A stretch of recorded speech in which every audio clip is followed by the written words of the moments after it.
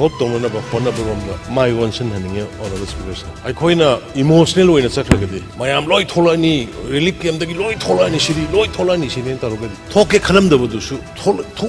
kana gadra gaina khalakani hoi campaign da yam tawge election campaign handaki mamange hogi MP election du da kada kahalo yumda hanjanange kada kahalo yumda hanjanange adugi suwarambe adu yumda hanjan bai je da khudda hanjan badi yaro ba songna ri lane ba songna ri lane mi sinerabne mi nomai kapnerabne mi asai da gari thingaina magi khanabadu nate ba sigi songna ri asai da gari ma thangaina ri adana khanabadu nate ba on this week sir masi khanari se nomai bai ba lalhoba loop yaur kanda kana drami hatna mai thadana tawrubane sigi policy program matam lowba changne ai ngarang thu thangre difference committee mayama central level yauna semaga honari ngangnari tawri positive sulae handare no mai ka to kuire no ja mi sina da kuire irang du sangna ba ya da pham ba ni lai haiba ni naga ku ki irang da 1992 do gi taw kan 98 thok se the ku ki sina ko naga sina ko sangna ki promo tam da sangna ba ya ki bribe adu ja hanera moine sangna ba ya a politicalize taw da gi heta taw ba sina mayam da war ga lai ba isa isen ni emotional way pi me insa len to do MP work pa da yaw ki do ni ni em ka ba gi work pa da yaw ki ba aduna me gi relief kem du sangna organize so tam da police na ya gas ka pe police da hoji video police to cow na police to cow da nung thom police mini police to cow na ta noi video do lei re boji nung thom do lei re police mini na ta na rak na ba na to da so engam khar thom be sigum ba pon mayam se koi thohan gi gum je ba ta siang na song na re ba issue si kana ga no ba khoi ma sen tam pa ki khoi ma sen na te me song na re ba issue si thoi ba lan ji khoi ma sen na te ba si khoi ma sen ta han do re ba politics yaw bu gi ta siang na illegal immigrants or migrant na ngarang lei ga lei te ga tong ri du madu phajana khantu ga wari sanaraga madusu heng wari sabadu di matam lakani but ahan bagi peace initiate tawna ba hujik se silzer da phami aingon da photo la silzer da community pulam phami nari ba community pulam phami narga moi nahan gi ahan bagi lauk thok peace ni makha lauk thok duri sumaina hona minaga da ba honorable members ngai ngarang sai se members sing mating pang relief camp se am lai ba relief camp se ai thai ma lani lingi da su relief camp lai ai gi marup camp san gi da su relief camp lai ba ulo da su lai konthok dam da su lai ba adagi thangoi ban kisan gi da su ani ahum lai phachana honorable emeritus sang ga maintain tro go wari sar ga ari tanar ga loina manage we ba koi ba thok si moi su lai ba ki ne je khange ba sumaina engineer di yaro yo honorable speaker sa lai ba si ingan ji hujik thoi ba pot bu thon ning ma kana me yok de bharat ki parliament de effect ok bu kana thon ning ge bharat chau ga bharat si ki parliament da america ki twin tower da pokhai gi bu kana thon ge america ki twin tower da plane tor ga hat mi lising si gi do kana thon ning ge ba bharat ki bombay ki taj hotel da tau gi ba si gi ba mayam kana thon ning ge railway station la ka pi ni means thokre di hujik kami to kari do si ge je koi kok sung chen na ba change na ta na dum emotionally sagala akhoi punjal ga akhoi sida le bo yankhai je punjal ga wari blor ga hanjalan ba yadro akhoi sida yankhai se akhoi yankhai khoi ni phu manga ni phu pan se punjal ga wari blor ga wari si ba moi hanjalan ba yadro bra hanjan nan ba gi damak sarkar na kari tawdri ge hanjin han ba gi damak ta moi gi gum saba ya ma pham sing da saba yare haidana lak manga kacha yum lak tare semi paka lak tara kanuk building loina sanction toro thamme ba he thara ba pi dana sidagi hena khoi kai do hai bano yes loin order gi ada changba yadri ba jaga sing ji yana na ba khoi honari akoi ba laiba ki akoi ba valley gi akoi ba mayam se low uba yada ba mamang gi sahi da low uba yada dana madu khoi yada ba gi compensation pi bu gi mathang da hantaga mo se suppose kano da khoi gi high canal low canal mamang gi da sir low canal du bawdang low uba yai loin order situation hantaga khoi mayam chat lagi kana security ni kaine state gi security force pi kana high canal gi sumai to guna khoi gi state gi security force lei ba mayam se hoji loina station tor lei ba mafam chama ga yang khai humbu yen IRB sidai to IRB second MR first MR 6 7 MR lei ba sai dam ta lei trabani loina magi area posting pp duna mafam se loina khai do ga lei khre loina sema ga lei khre aduna akhoi da khitang akhoi emotional loi ba akhoi ni emotional loi di yaro roi honorable members in daina appeal to jening ba si suggestion pbo relief came ama da problem ba ma lei re di akhoi phong na bu yai hujik ta junga sai honorable member kisan na magi area da hidak ki matang da paisa payment lei na hidak phang re na lakpa de director kauraga khodak lai solve to sumaina aina honorable members in daina request ong ning ba si laibak dosa tare ba khoi loi yana re ꯑꯗꯨꯗꯤ ꯗꯣꯁꯥ ꯇꯥꯔꯗꯤ ꯁꯤꯗꯒꯤ ꯐꯨꯒꯠꯃꯤꯟꯅꯅꯕ ꯑꯩꯈꯣꯏ ꯄꯨꯟꯅ ꯍꯣꯠꯅꯃꯤꯟꯅꯕ ꯔꯥꯖꯅꯤꯇꯤ ꯃꯆꯥ ꯃꯆꯥ ꯇꯧꯅꯗꯨꯒꯨꯝꯁꯦ ꯃꯆꯥ ꯃꯆꯥ ꯏꯟꯁꯤꯟꯅꯕꯤ ꯈꯣꯠꯆꯟꯅꯕꯤ ꯀꯣꯛꯊꯣꯛꯅꯕꯤ ꯏꯃꯣꯁꯟ ꯁꯥꯒꯠꯄꯁꯦ ꯇꯧꯅꯒꯨꯝꯁꯤ ꯑꯩꯈꯣꯏꯒꯤ ꯍꯥꯎꯁꯇꯒꯤ ꯋꯥ ꯅꯠꯇꯦꯀꯣ ꯄ꯭ꯔꯖꯥ ꯑꯇꯩꯗꯁꯨꯅꯦ ꯑꯩꯅ ꯍꯥꯏꯖꯔꯤꯁꯤ ꯃꯔꯝꯗꯤ ꯁꯤꯒꯤ ꯏꯁꯨꯁꯤ ꯀꯅꯥꯝꯇꯅ ꯊꯣꯛꯍꯟꯅꯤꯡꯕ ꯌꯥꯎꯗꯦ ꯂꯥꯏꯕꯛ ꯊꯤꯕꯗꯒꯤ ꯊꯣꯛꯈꯤꯕꯅꯤ ꯂꯥꯏꯕꯛ ꯊꯤꯕꯗꯒꯤ ꯀꯣꯔꯠꯀꯤ ꯑꯣꯔꯗꯔꯗꯨ ꯊꯣꯛꯆꯜꯂꯛꯄꯗꯒꯤ ꯊꯣꯛꯈꯤꯕꯅꯤ ꯃꯗꯨꯒꯤ ꯑꯦꯒꯦꯟꯁ ꯔꯦꯂꯤ ꯆꯠꯄꯗꯒꯤ ꯊꯣꯛꯈꯤꯕꯅꯤ ꯁꯤ ꯃꯌꯥꯝ ꯂꯣꯏ ꯈꯪꯅꯔꯦ ꯈꯟꯅꯔꯁꯨ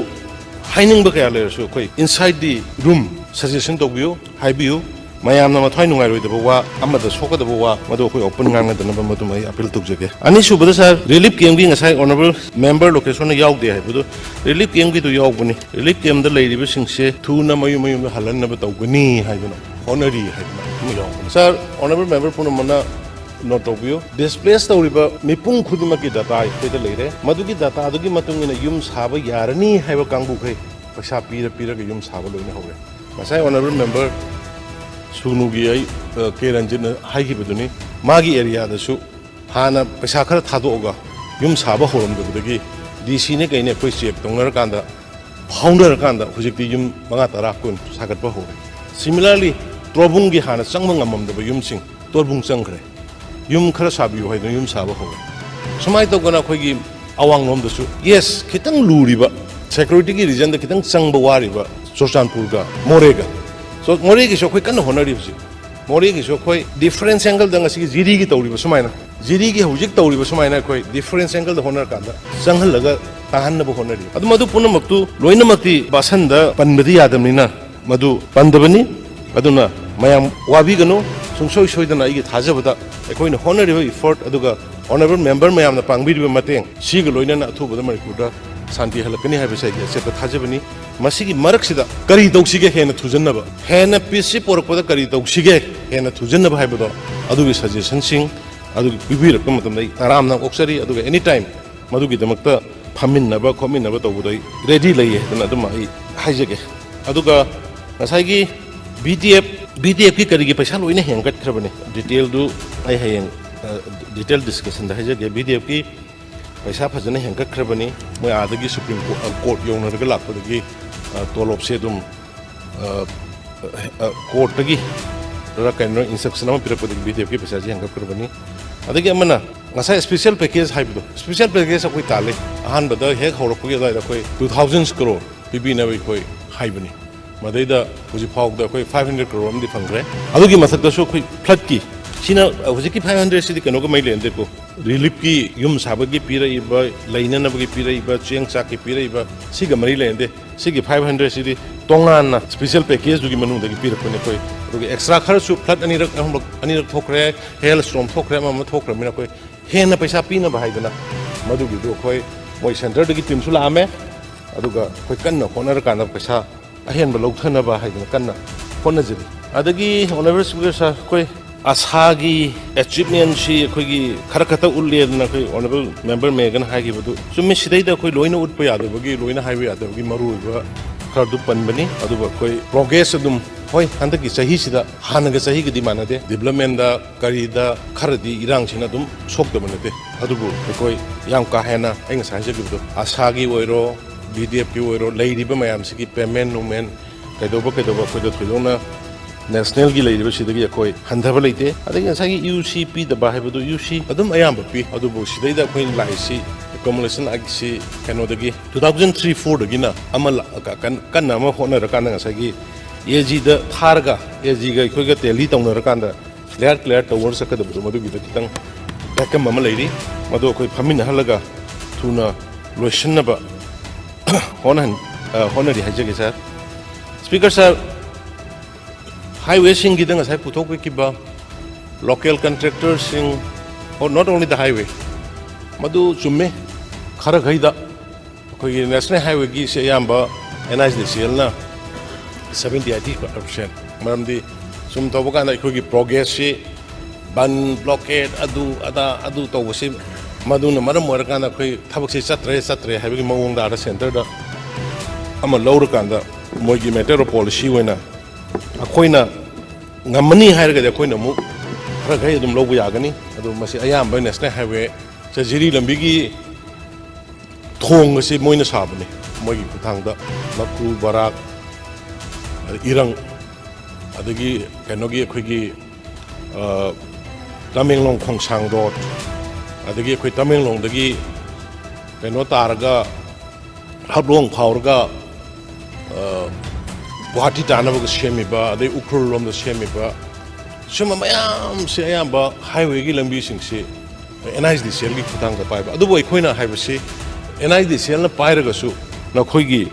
tabuk suba matamdudi local contractor singda madugi advantage PBU hadna harkanda ayamba subcontractor singse local gidi oibani aduga hana direct akhoi gi contractor singda pirambadudi khara gaidi handare aduga atai lairiba engineering sale sidadi ayamba achouba project ko manatana achouba crore lising ani hum taba potudi akhoi gi local gi na suba ngamdamina adudi akoina kaino da pire company capable oiba company da magi changdu yobuda aduga adu nataba masa gaidi crore lising guma yogda se suppose suji concrete road hai concrete road 3500 crore gini Suez serious hero 1000 crore ni ada sugum basi da di local gi da piba koi khara wali yogdubni na aduga atai di ayamba local gi na subani aduga hosiki honorable member ranjina haigi ba potu madu akoi yaringe local gi da priority pin na bodo koi ho hona jari aduga makhata na soi yangsil ga hona jage hedan madu mai thamjage sa rang saigi honorable MLA Nurhasien gi hoi madu gi planning transparent mayam punamak se khoi adum yaringe khoi bill pibagi matang kari kari se khoi adum manage togi aduga hantaki laibak thibudi hantaki sahi sik da khara mayam na inconvenient oirongani lenga sai wa program sem da bai da khoi gi wa program se adum atai lambi semba khotpa se adum atopa central funding dagi torga state ki oina madu liability oina sengtok si haina adugu magi amma khanna ba leirambani adugu liability su sengba aduga thabuk singju khragra su si haidana adumaina decision ma log lei aduna program macham to su soidana works ki si torkani aduga ayambana liability leibu singdu sengtorkani haina adumaina ai thamjage aduga kaino gi da hojiki akhoi gi honorable members Suraj gi dudi yamna details ni ai madu pambiri ba poto ai adum phajana ai thamjage kano demand discussion da akhoi kaino tawi akhoi ki hujik budget handhabasi budget akhoi handhabe honorable member me gana su ai ba khoi gi se 23-24 की budget estimate कोई कहीं 35,000 crore अदु आरी दा कोई 32.500 crore अदु हंतक सु same 24-25 से कोई आरी दगी कोई तादे 34,899 crore नि कोई not lesser than revise estimate दगी अदगी अमना कोई की मेन रिडक्शन से हम बला कोई की salaries दा salaries da yamba actual salary requirements with new recruitment masini aduga loan from the center da aduga amana development expenditure da koi handade development expenditure da koi handable ite aduga hujiki economy survey ki si asai mayam honorable member mayam tawgi economy survey ki si koi irang jina koi lotion bangam gi dobane ayamba loshilla bani ayamba loshilla bani na economy survey ki se koi kaino da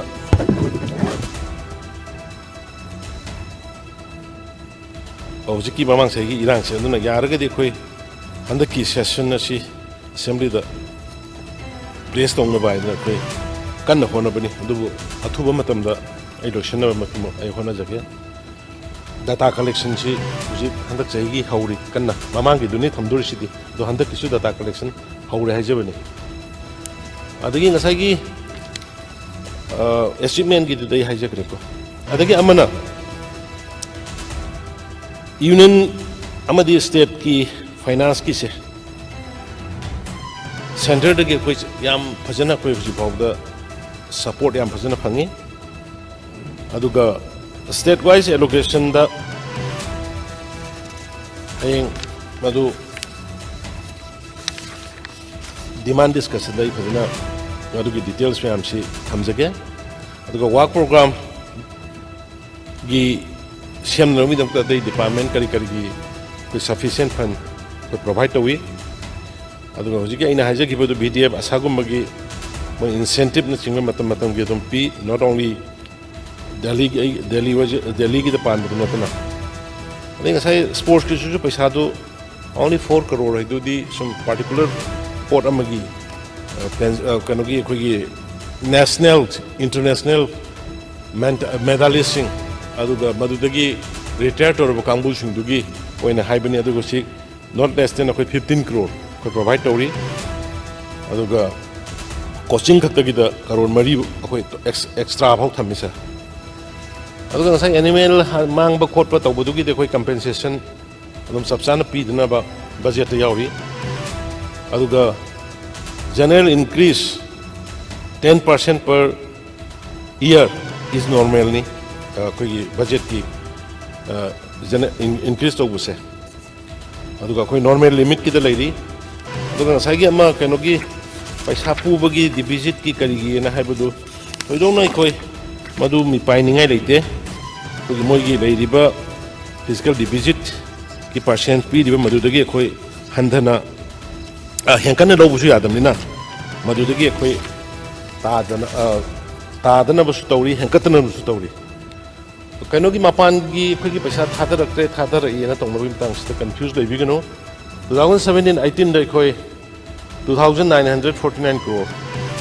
फंगबनी central fund से अदुगा 18-19 दसु 2,436 crore fungi अदुगा 19-20 दा कोई 3,183 fungi अदुगा 2021 दसु कोई 4,182 fungi अदुगी सिदा हुजिक latest 21-22 दा 3,650 करोड़ फंगी sir अदुगा 22-23 से दा कोई 4,384 करोड़ फंगी सर अदुना सेंट्रल फंड फंगबगी अखोगी ngasai GSDP हेंकलिब्रा हाइना कोई ऑनरेबल मेंबर ना हाइबदु मदु नते कोई GSDP सी कैलकुलेशन दा ताबा अदो ओइरपु याबा पोतु थंबनी अदुना MSME की मतंग दा ऑनरेबल मेंबर सुरुल कुन हाइगु कोई सब चाना MSME सिंग से कोई प्रमोट तौरी डिफरेंस कनो दा कोई स्टेट ना गारंटर ओइरगा नाफीदगी कोई तौरकान MSME से अराउंड 7,000 करोड़ मुकी कोई सब्जेक्ट टू करेक्शन कोई मोइदा MSME की खुथांग दा कोई पांगे लोन ग्रांट यावबा केदबो पांगे अदगी अमुक startup ngasai forest of the poor da yonunaba aina habibu yam sumbani hujiki leiriba situation sida aduna ne koina hujik makhal makhagi economy revival chief minister economy revival adigi akoigi leibiri vendor sing da tawriba pigidaba senthang kari kari koina hujik yam mas oina piba horeise nan makta da city convention da tawroga tawbudu mayam ubirongani ningsing birongani koi 330 crore muki ni ado ayamba मधु अखोई vendor की यावरे grass root यूमदा अदुगा मरोइना अखोई हुजि relief camp दा लैबसिंग याम कोना emphasis पिजरी relief camp दा लैबसिंग सिगी हाना मोइगी फिबम खिदंग साबिना साफना बायदना दोमदा याम कोना होनरी सिगी बजेट सिदासु अखोना मधुगी दमता मोइगी प्रोविजन थमिसि मोइना डायरेक्ट रिलीफ कैम्प दा लैबिरिबा स्किल गिसु हाइरबा खोलमना मोइना डायरेक्ट लोन लौबदा लोन दुगी सिंग खोटपद प्रॉब्लम लेरे है खलगसु मधु मोइदा डायरेक्ट बर्डन ओइदना बायदना कोना स्टार्टअप की करीगी लोन चाउन चाउन पीरिब कांगुदा मोइगा कोइगा एग्रीमेंट अमा इनरगा हाइरिबा नोइगा तौनगदर पोसी यारिंगे प्रायोरिटी सी रिलीफ कैम्प दा लैबसिंग दा पीगदबनी हाइबना चिंबा अदुगी प्रपोजल अदु स्कीम सिंग अखोइगी थमजरी अदुना लोशनजरकपदा ऑनरेबल मेंबर्स इन हयेंग मसीदा सिथे नानथब वाल ओबो यावरगा सो हयेंग अदुम डिमांड डिस्कशन ꯑꯗꯨꯒ ꯍꯧꯖꯤꯛ ꯑꯗꯨꯝ ꯀꯣꯏꯁꯟ ꯑꯣꯏꯅ ꯊꯥꯖꯟꯕꯤꯔꯛꯁꯨ ꯌꯥꯔꯤ ꯀꯔꯤ ꯀꯔꯤ ꯈꯪꯕꯤꯅꯤꯡꯕ ꯇꯧꯕꯤꯅꯤꯡꯕ ꯂꯩꯕꯁꯤꯡꯗꯣ ꯑꯩ ꯃꯗꯨꯒꯤ ꯆꯞ ꯆꯥꯕ ꯄꯣꯠ ꯃꯌꯥꯝꯗꯣ ꯑꯩ ꯐꯖꯅ ꯈꯨꯝꯖꯒꯦ ꯑꯗꯨ ꯇꯧꯕꯇꯕꯨ ꯑꯩ ꯂꯣꯏꯁꯤꯜꯂꯛꯄꯗ ꯑꯣꯅꯔꯦꯕꯜ ꯃꯦꯝꯕꯔꯁꯤꯡꯗꯒꯤ ꯁ꯭ꯄꯤꯀꯔꯒꯤ ꯊ꯭ꯔꯨꯗ ꯑꯃꯨꯛꯀ ꯍꯟꯅꯁꯨ ꯑꯩ ꯀꯣꯑꯣꯄꯔꯦꯁꯟ ꯅꯤꯖꯔꯤ ꯀꯔꯝꯍꯥꯏꯅ ꯇꯧꯁꯤꯒꯦ ꯍꯥꯏꯕꯗꯨ ꯀꯩꯗꯧꯁꯤꯒꯦ ꯍꯥꯏꯕꯗꯨ ꯑꯩ ꯑꯦꯁꯦꯝꯕ꯭ꯂꯤ ꯃꯅꯨꯡꯗ ꯑꯣꯏꯔꯁꯨ ꯂꯣꯏꯔꯒ ꯑꯣꯏꯔꯁꯨ ꯇꯣꯉꯥꯟꯕ ꯔꯨꯝꯗ ꯎꯅꯔꯒ ꯐꯝꯃꯤꯟꯅꯔꯒ ꯁꯤꯒꯤ ꯑꯩꯈꯣꯏꯗ ꯁꯣꯔꯁ ꯂꯩ ꯁꯨꯃꯥꯏ ꯁꯨꯃꯥꯏꯅ ꯇꯧꯏ ꯁꯤ ꯇꯧꯔꯗꯤ ꯌꯥꯅꯤ ꯍꯥꯏꯕ ꯑꯗꯨꯒꯨꯝꯕ ꯂꯩꯔꯒꯗꯤ ꯑꯩ ꯃꯣꯁꯂꯤ ꯋꯦꯜꯀꯝ ꯃꯗꯨꯒꯤꯗꯣ ꯑꯩ ꯂꯥꯛꯁꯨ ꯂꯥꯛꯆꯒꯦ ꯑꯗꯨꯒ ꯍꯧꯖꯤꯛ ꯍꯧꯖꯤꯛꯃꯛ ꯑꯩꯈꯣꯏ ꯌꯥꯝ ꯀꯟꯅ ꯍꯣꯠꯅꯔꯕ ꯃꯇꯨꯡꯗ ꯑꯦꯔꯤꯌꯥ ꯈꯔꯗꯗꯤ ꯉꯁꯤꯃꯛ ꯑꯗꯨꯝ ꯑꯩꯈꯣꯏ ꯄꯤꯁꯀꯤ ꯑꯣꯏꯕ ꯄꯣꯠ ꯑꯃ ꯆꯦꯞꯇꯔ ꯑꯃ ꯍꯥꯡꯕ ꯍꯧꯔꯅꯤ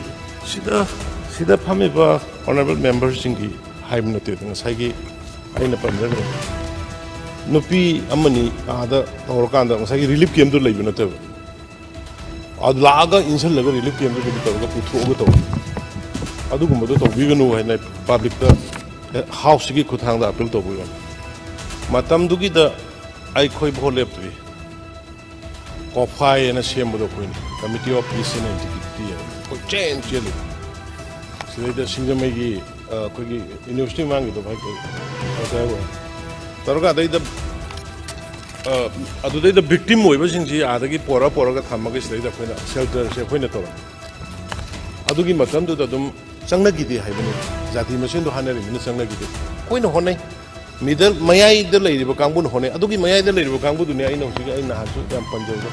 कनोगी अखोगी हेलेरा कमिटी चेयरमैन अखोगी चेयरमैन ओइरगा अखोई कमिटी से पतंग मथंग सेम होने जरि होजो ऑनरेबल मेंबर ना हारिदो अदु मोइना याम चंगनिङै मतमसिदा करि दौसिगेदो अदुनिदा आइना अखोई तानासि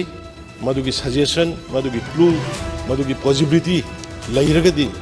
मदुदैदा दम अखोई तौसि तौबुदबु अखोई तोंगानबा फोरम अमदा लाइगी ऑफिस तो ओरो नत्रगना असेंबली की ऑफिस सिदा ओरो फमिनरगा दुगी सजेशन सिंग मनुंग पिबिरगदि क्रमायन संग यागदगे सोसामपुर द कमाय संग यागदगे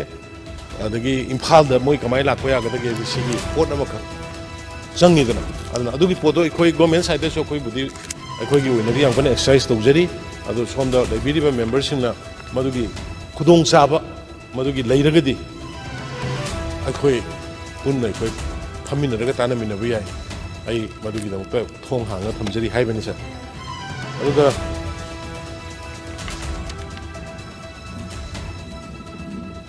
होजिकी पोसे खोइनसु याम कन्ना मया मांगसु वावासु ngangningdaba अदुगुम्बसु लैबनिना अदु खरा कॉन्फिडेंशियल ओइना अदु खाननबि खुदोंग चाबदो आई लौजगे आई ऑनरेबल मेंबर सिंगा फमननबसु सिंजरके हेंगबा अदुगुमै खुदोंग चाब लैबनि वाकचाव तोरबुंगी मयादा नोमै कामनबगी थोए न मयाम तौनखिबा पोतु सर जुमे हाइरिबा थबकसी कोगी सीआरपीएफ लैननबा प्री फैब्रिकेटेड की युम खरा सानबा साबा सागतपदुदैदा जेसीबी अमगा लेबर खरगा चटपदुदा मदुगी मसक खंगदबा Kharna हाइरिबसिदा double बेलेर अदुगा automatic rifle Shauna कापकपनी मदुदगी security ना अमुक हन्नना कापदगी मिनिट कुंथ्रागुम कामनरगा असोगपंदी याउदे अदुगा हुजिकि नॉर्मल लेरा दुगा मन हुजिकता फंगबा हुजिक हाके मांग फंगबा पाउ हुजिकि पलेल गिदो पलेल द नते पलेल गी मनुंगा लेरगा लेबा खुन अमदा मखोय कम्युनिटी अमगी मिलिटेंट सिंग लाइ पाइबा सिंग मरकता कुथोंनबनी नुना कम्युनिटी की नते कम्युनिटी मनुंगा लैबा खुलाई पाइबा मसेल पुथोंनबनी मदुगिदा सोपन खरा यावेना हाय मनगी चपचाबा रिपोर्ट हुजी हाउस लैत्री अदु याम का हेना कैसु कम्युनिटी टू कम्युनिटी नतबनि नै कोइ आम कनमि पाइनिंगा लैते हुजी सिक्योरिटी चंगरे अदु हाइबा थोइबा थोदोसु कंटेंट तंगनबा कन होनरिसा thank you sir legislative assembly की खादा हंगाई बा पुखलाई बा पोसे याम कंसर्न होइनिंगाई होइबा आनै खोइसु सुम हियार सेदा करिदा तादि ताबा अदुगा एक्जेक्टली हाइरम फमसिदा कमाय तौबनो हाइबसिदि स्पॉट वेरिफिकेशन मक्ति तौद्रिबा ngasi ऑनरेबल मेंबर ना पुखलाई सि यामना सीरियस कंसर्न नि मरमदि म्यांमार दा मनुंगदा अनरेस्ट होय मणिपुर दि हुजिकि वांगली नमली अदुगा हुजिकि सिगी एरिया सिदा दि थोदोको अदुगुम्बा वायोलेंट होइबा चथब कदब लेटबनी बॉर्डर क्रॉसिंग असोमदगी मी चंगप खोलप अदु नतना अदु मेसेदा जो ऑनरेबल मेंबर पुथोरइब मशीदी यामना अलार्मिंग ओइबा हाइब तारे बॉर्डर सि अखोइगी मनुंगदसु मोइरोमदसु खिल्ली माइन से थमी हाइबगी पोट माइन ट्रीटी 160 कंट्री मंग तौगे अदु इंडिया मक्ति साइन तौद्री अदु इंडिया साइन तौबो तौदबा अदुगी पोटुमा थमग्रगा हुजिकी तौरैबा पोसिदि मिशन प्रजादा वार टाइम नतबनिना मिशन प्रजादा सोकपा सिबा नाबा यौरकपनिना अदगी दिल्ली अर्नर सतोक जासिन तौरगा लौसिंग उबा खोटपा कदौबदा असोइबा असोकपा मयाम लाए हाइबनिना मसी याम थुना हुजिक सेंटर की सु पार्लियामेंट चथरी सेंटर की पार्लियामेंट चथरबनिना सुंबा यामना सीरियस पोचे आई ऑनरेबल प्राइम मिनिस्टर की लेवल एक्सटर्नल अफेयर्स मिनिस्टर की लेवल दा होम मिनिस्टर की लेवल दा यहोन्नबा यादा खोगी लेरिबा आई साइट की सोई होनरगे दुगा दा लेरिबा ऑनरेबल एमपी राज्य सभा की लेसेम्बा महाराज सु डिटेल में भी थारगा चे सांग सी यहोन्नबा यहोन्न जगे सी मरकसिदा आदा स्पोर्ट करी एक्चुअली करमाइना सोए मी कयाम सोए मी कयाम लेट्रे कराय कराय जगह नो खिल्ली से सिग्नरी से हाइबसे ऑफिशियल टीम ममा जॉइंटली असम राइफल ने स्टेट पुलिस ने अदुगा CID की करी की यावना टीम ममा थारगा आदा सर्वे मा अथुबद मथौ तागने न खल्ली संग याबा यादबदु खुंजा सिंह खंगे सिगी जगह सिनी सिगी जगह सिनी अदुना मदुदुमई स्टेट एडमिनिस्ट्रेशन का तानरगा अथुबा मतमदा हाइरिबा कयाम चाउना तौबनो मी क्या सोबनो शासन क्या करी तौरबनो कमाई तौगे दो ए तौरगा कंट्री एनी की वाफम निना एक्सटर्नल अफेयर्स मिनिस्टर की लेवल दाई सेदुना ऑफिशियली ईमेल दे करीदा कंप्लेन दुना थारगसु आई टेलीफोनिकली वारी सारगा मांगोंदा या प्राइस तौनो बतौगे सिगी मैटर सी अदुम यामना कंसर्न वय अदगी अमना होजिकी स्टेट एडमिनिस्ट्रेशन आदा लेरिबा दो स्ट्रेंथन तौबो खोटपगी से खोई गिसी याम सांगना बॉर्डर एरिया सिंगसे लोइना थादोगा लाखबनिना याम प्रॉब्लम लेबो border area is the police station policing लेबा यादी अदु हांगबा यादी तरबदुम अदु honourable speaker sir we government से लापदगी with the blessing of the centers वे police station outpost border area दा कुंथ्रा मरी बॉर्डर एरिया दा पुलिस स्टेशन कमजोंग यावना कमजोंग एरिया से यावना पुलिस स्टेशन मफम कुंथ्रा मरी साबगे याब पिरकना कन्न सारी अयाम लोशलकपा सुयावरे से मफम खरा लैंड डिस्प्यूट लेबदगी साब यादब सुयावरे अदुना बॉर्डर एरिया स्ट्रेंथन तहनबा सियाम मथक ताई अदुनबु कोई सिक्योरिटी की पुलिस स्टेशन सिंग अनोबा हांगतोरैनी ऑनरेबल मेंबर की कंसर्न रु लौसन जरगा सिगी पोस्ट स्टेट गवर्नमेंट की मथौ लई बट स्टेट गवर्नमेंट एकोइदगी कान प्रॉपर ओइबा विद एविडेंस रिपोर्ट अमदी सेंटर द सतबे यारोय अदुमा आई मदी आई हाउस दा थमजदी मदुदी मदुगी सबसाबर रिपोर्ट तुमई थ्रू इंटेलिजेंस अदुगा टीम अमा तौरगा मदुई खंगतो हलगे अदु खंगतो हलो मतुंगदा आदा पाउदु फजना थारगा सेंटर दा तौरकांदा एक्सटर्नल मिनिस्ट्री की लेवल दा सोंगी म्यांमार की अथॉरिटी की वारी सानालगा लौथो हननबा द सोंगी मणिपुर की बाउंड्री मनुंग दो ओरगना असम राइफल लेरिबा पुलिस लेरिबा मयाम दो तौरगा डिप्टी कमिश्नर तौरगा आई मदुसु सोमदा फममगना लौथो हननबा सोमदा फममगना सोंगी लौथो हननबदई होनगे हाइदना दुमाइना थमसेगे मरमदी सिगी एडीसी की ꯊꯝꯕꯒꯤꯗꯨ ꯌꯦꯡꯁꯤ ꯍꯧꯖꯤꯛ ꯑꯩꯈꯣꯏꯅ ꯋꯥꯡꯂꯤ ꯅꯝꯂꯤꯗ ꯑꯩꯈꯣꯏꯅ ꯆꯦꯛ ꯄꯣꯁ ꯑꯃꯁꯨ ꯍꯥꯡꯁꯦꯅ ꯑꯩꯈꯣꯏꯅ ꯇꯧꯅꯔꯤꯕꯅꯤꯅ ꯑꯣꯜꯔꯦꯗꯤ ꯑꯩꯈꯣꯏ ꯑꯣꯅꯔꯦꯕꯜ ꯁ꯭ꯄꯤꯀꯔ ꯁꯥꯔ ꯑꯩꯈꯣꯏ ꯀꯩꯅꯣ ꯂꯝ ꯑꯦꯀꯔ ꯆꯅꯤ ꯑꯃꯁꯨ ꯑꯩꯈꯣꯏ ꯒꯣꯔꯃꯦꯟꯗ ꯂꯝꯗꯨꯒꯤ ꯄ꯭ꯔꯖꯥꯁꯤꯡꯅ ꯄꯤꯔꯒ ꯂꯩꯔꯕꯅꯤ ꯍꯧꯖꯤꯛꯀꯤ ICP ꯄꯣꯁ ꯑꯃ ꯃꯣꯔꯦꯒꯤ ꯑꯁꯤꯒꯨꯝꯕ ꯑꯜꯇꯔꯅꯦꯇꯤꯕ ꯑꯃ ꯁꯦꯝꯁꯦꯅ ꯇꯧꯕꯅ ꯑꯗꯨꯅ ꯑꯗꯨꯒꯤ ꯇꯧꯒꯗꯕ ꯃꯌꯥꯝ ꯑꯃ ꯂꯩꯕꯅꯤꯅ ꯍꯥꯏꯔꯤꯕ ꯑꯦꯔꯤꯌꯥꯁꯤꯁꯨ ꯌꯥꯝ ꯁꯦꯀ꯭ꯌꯣꯔ ꯑꯣꯏꯕ ꯃꯊꯧ ꯇꯥꯕꯅꯤꯅ ꯑꯩ ꯑꯣꯅꯔꯦꯕꯜ ꯃꯦꯝꯕꯔꯒꯤ ꯀꯟꯁꯔꯟ आदो ओइरिबे पोट अदो मयाम दो पॉजिटिवली सपोर्ट तौनबा थबक ओइना पांथोनबा होनगेना थमजगे सर सस्पेंशन ऑफ ऑपरेशन तौनरिबा कांगबु सिंगसिनि पैसासि अदुम हेक हौबदगे मोइगी रिप्रेजेंटेटिव सिंगदा मोइगी अकाउंट पुन पुन पीरग लाई मरकता कोई भारत सरकार के तौरकान मसी मोइगी हजि ऑनरेबल मेंबर ना हाइगिबा दुआइना मामागी अकाउंट टू पीबना फानी है तब ना कोई एक्सरसाइज तो मदे द लाइब काम थी दिस सर हाइरिबा अनबैंक ब्लॉक्स खरदा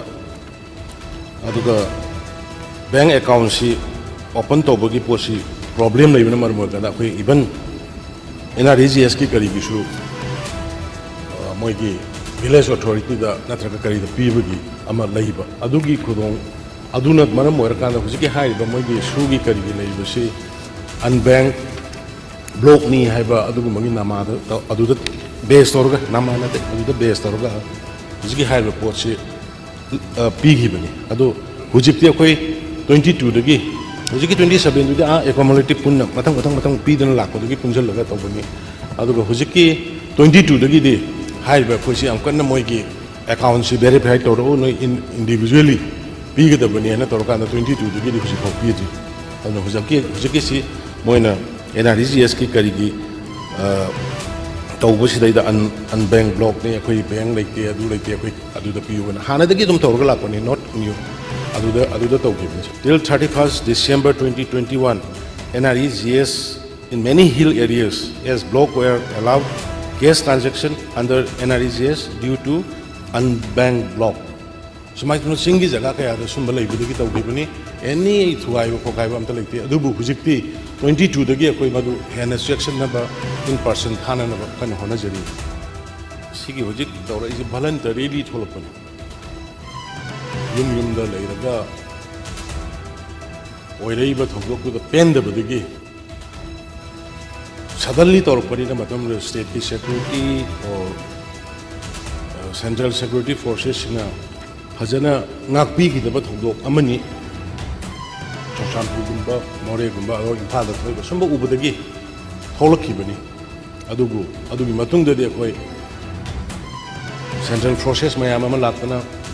स्टेट की फोर्सेस की मोबिलाइज तौना हुजिक पेरीफेरी द करीदा वल्नरेबल एरिया मयाम द लेरे अदु हुजिक मयाम थोलइबा मयाम सिदा अखोइना कनानो करीनो नंग पाइबरा हाइना हाइबदा आई खुलाई पाएना हाइरकदबसु नते अदुगा होम डिपार्टमेंट की मैटर ऑफ पॉलिसी होना कोई अरोनबा अरुबा कॉन्फिडेंशियल होइबा हाइदोकपा यादबसु लै ना अदुगुमदु मेंटेन तौरगा इना no assessment due to ongoing situation हाइबनी अदुगु हुजिकी खुलाई खादोगनबा प्लान लैते हाइबनते हाइरिसि प्लान हाइबबु प्लान होइना खादोगनबा लैते बट अखोई खुलाई सिंगदु सरेंडर तौननबा अपील तौरी हाइबनि ता हुजिकी लैबा सिचुएशन सि हंजन हंजन हाउसिदा कायरंगाना रे लाइबक थिबा थौदोंनि अखोई मयाम पुन्ना शांति हंजलकनबा होनमिनगदबनि होनमिनरी हुजिक इवन नसिमकदबा जिरिबामदा थोरबा युम चामा कुनसोमदोय हंजलेना लाई सुमाइना मथंग मथंग आई अथुबदा मणिपुरदा शांति हंजलकने हाइबनि थाजबदो आई हमजरिसे मसी लॉ एंड ऑर्डर ने लौबा लांगनी ग्रेविटी ऑफ द सिचुएशन नहीं न बताए अदुना मसी मतम यानिंगे थुना कोई तौननबा होनजबनी मतम खरदी संगने नो हादग्रगे क्वेश्चन सिद खरा सही नब कंफ्यूजन लेबदैने सही नो केस इज गिवन हाइसे कि अखोइना फाइनेंस डिपार्टमेंट की होम डिपार्टमेंट की पैसा थादोप पैसा होना पीना थादोक्ते मोगी चाना थांगनबा सेंग चाक करके पीबा मोइसे मफम मफम दुगी कन्वीनियंट येंगा स्पीकर सा कमिटी एम सेमगा कमिटी दुना कनागुमना पैसा होना केस होना पीबा यो कनागुमना साइसिंग थोंगा पीबा यो मोगी फुजिंग सागी 85 हाइस मधुदुना कोइना मधुगी अकाउंट टू AM2 दगी क्रमाइना सेनम दो फंगम कोइना केस होना पीदे हाइजबन अदो अखोइ सिदगी थादो को DC दगी कोई केस होना थादो अदुगी अमाउंट सर हुजी फावदो गवर्नमेंट ऑफ इंडिया ने थादो रही 225.54 crore ni अदुगा इंक्लूडिंग स्टेट की अखोइ दगी पुथोक याव ऑल टुगेदर 348.24 crore हुजी फावदो थादो करे हुजी ऑनरेबल मेंबर की कंसर्न कया कराय कराय खरा मानन पीबा पीदबा मयाम अमा सुम लाई अदु माय मागी इंग साइ हुजी हाइजगी बसा कैनोदा केम खरा दा कोई कमिटी में सेम मोइना तौजगे अदगी केम खरा दा रिलीफ केम की लेरिबा कांगु दुनु तौगा तौजगे चाक थोंबने अदु सुमा खरा लेबा अदु मदु पुनमक तो ऑनरेबल मेंबर न तौ तारगे कोई डिप्यूटी कमिश्नर सिंदगी मोइ कमाई कमाइना मोडालिटी कमाई कमाई तौगे हैबा डिटेल म संगबा द हाउस मनु ओरो हाउस लोरगा ओरो ऑनरेबल मेंबर द मदुगी डिटेल दुदे अदुम योहन जबु ngamgani अदगी अमन हुजिकी हंजिनबगी दो दोलाई हाबीगी दो ऑनरेबल मेंबर ना इंगो कितंग हुजिकी सुमाई तौरे हैबा अदगी स्टेट सिक्योरिटी फोर्स यावरी तौने हैबदो आई ऑनरेबल मेंबर ना ngasi हाइबिरमिना खांगे मदुगी दो तंग आई DC ने अदुगा कनोदा हुजिकी दोलाई हाबी लेबा सेंट्रल पैरामिलिट्री फोर्स की मोगी लीडर कमांडर दुने अदु कौरकाना कमाइन थुना संग यागे दो ऑनरेबल मेंबर्स याव नंग ताना मिनगा पैसा नुकसा थादो अखोइना खनबन पैसा थादोखरे मोइ युम साबगी खोबै थादोखरे मोइना दुम सारागी बारे दौरब्रा आइना तो सेम सिमिलर थिंग्स सम केंद्र खरद जुस्तोय केंद्र खरद खोइना सारब्रा पैसा थादोखरे तो kana सारमदबा तो सारमदबदगी अखोइगी वॉलंटियर सिंग थारगा अखोइगी ऑफिशियल मी सिंग थारगा हायलगा साबा होबा अदुगुमसु यावदो नते अन यारगदी हुसिगी ऑनरेबल मेंबर ना सि लोयरगा वरसु अमरकता वरसु सिक्योरिटी फोर्स सिंग कौरगा कमाई संगहनजिगे ना खन्नबा यानी अदुगा थुना संगहनबा तौबदा आई मतेंग पांजगे ना सार माइ थमसि स्पीकर सर हुजिकी कनोदगी रिलीफ कैंप ता लेतबा मायुमदगी डिस्प्लेस होरबा अदुगा खंगा चानगा लोकल दा मागी मरु मपांग नत्रगा मखुरा मतोनगी दा लेबा अदुगुम्बसी मसी इशू थोय अखोई सोचानपुर की दसु अदुगा मोरे की दसु अदुगा ते ते जगह दसु अदुबु सर खोइना मसी लोइना लिस्ट तौरगा हुजिकी हाइरिबा खुंदुगी केम दुदा लेरबा कांगबुदुना ऑथोराइज तो है मोइसी अखोई सिगी युम सिगी सिनी ना तौरकाना मोइ सुमाइना लेखिबनी लेबम मफम दो पीबी तारे लेबम मफम दो पीबी रकांदा आई सपोज दिल्ली लेगदबनी अदु तोंबा को बामगी युम द सुमाइना खुंदा कोंदा लेरी हाइना मदुगी डिटेल्स पीबी रका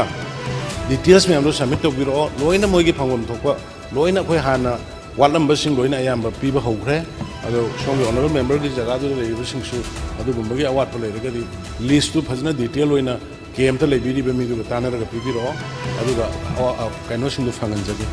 सेकेंड हुजिकी अयाम कांगदोंदी पीबा हौरबनी अदो वालिबसिंग ऑनरेबल मेंबर ना यारगदे गोना वासाबोरसु मसिंग सुक्वाली समाय तौरी नोदंग पीबिरगदे दम पिहनब तौगी छात्र सिंह स्पीकर सर समाय तौ अखोइसे पॉलिसी अमगी गाइडलाइन अमगी मखादनी गवर्नमेंट स्कूल दा तंबा छात्र पुनमक free लोइना P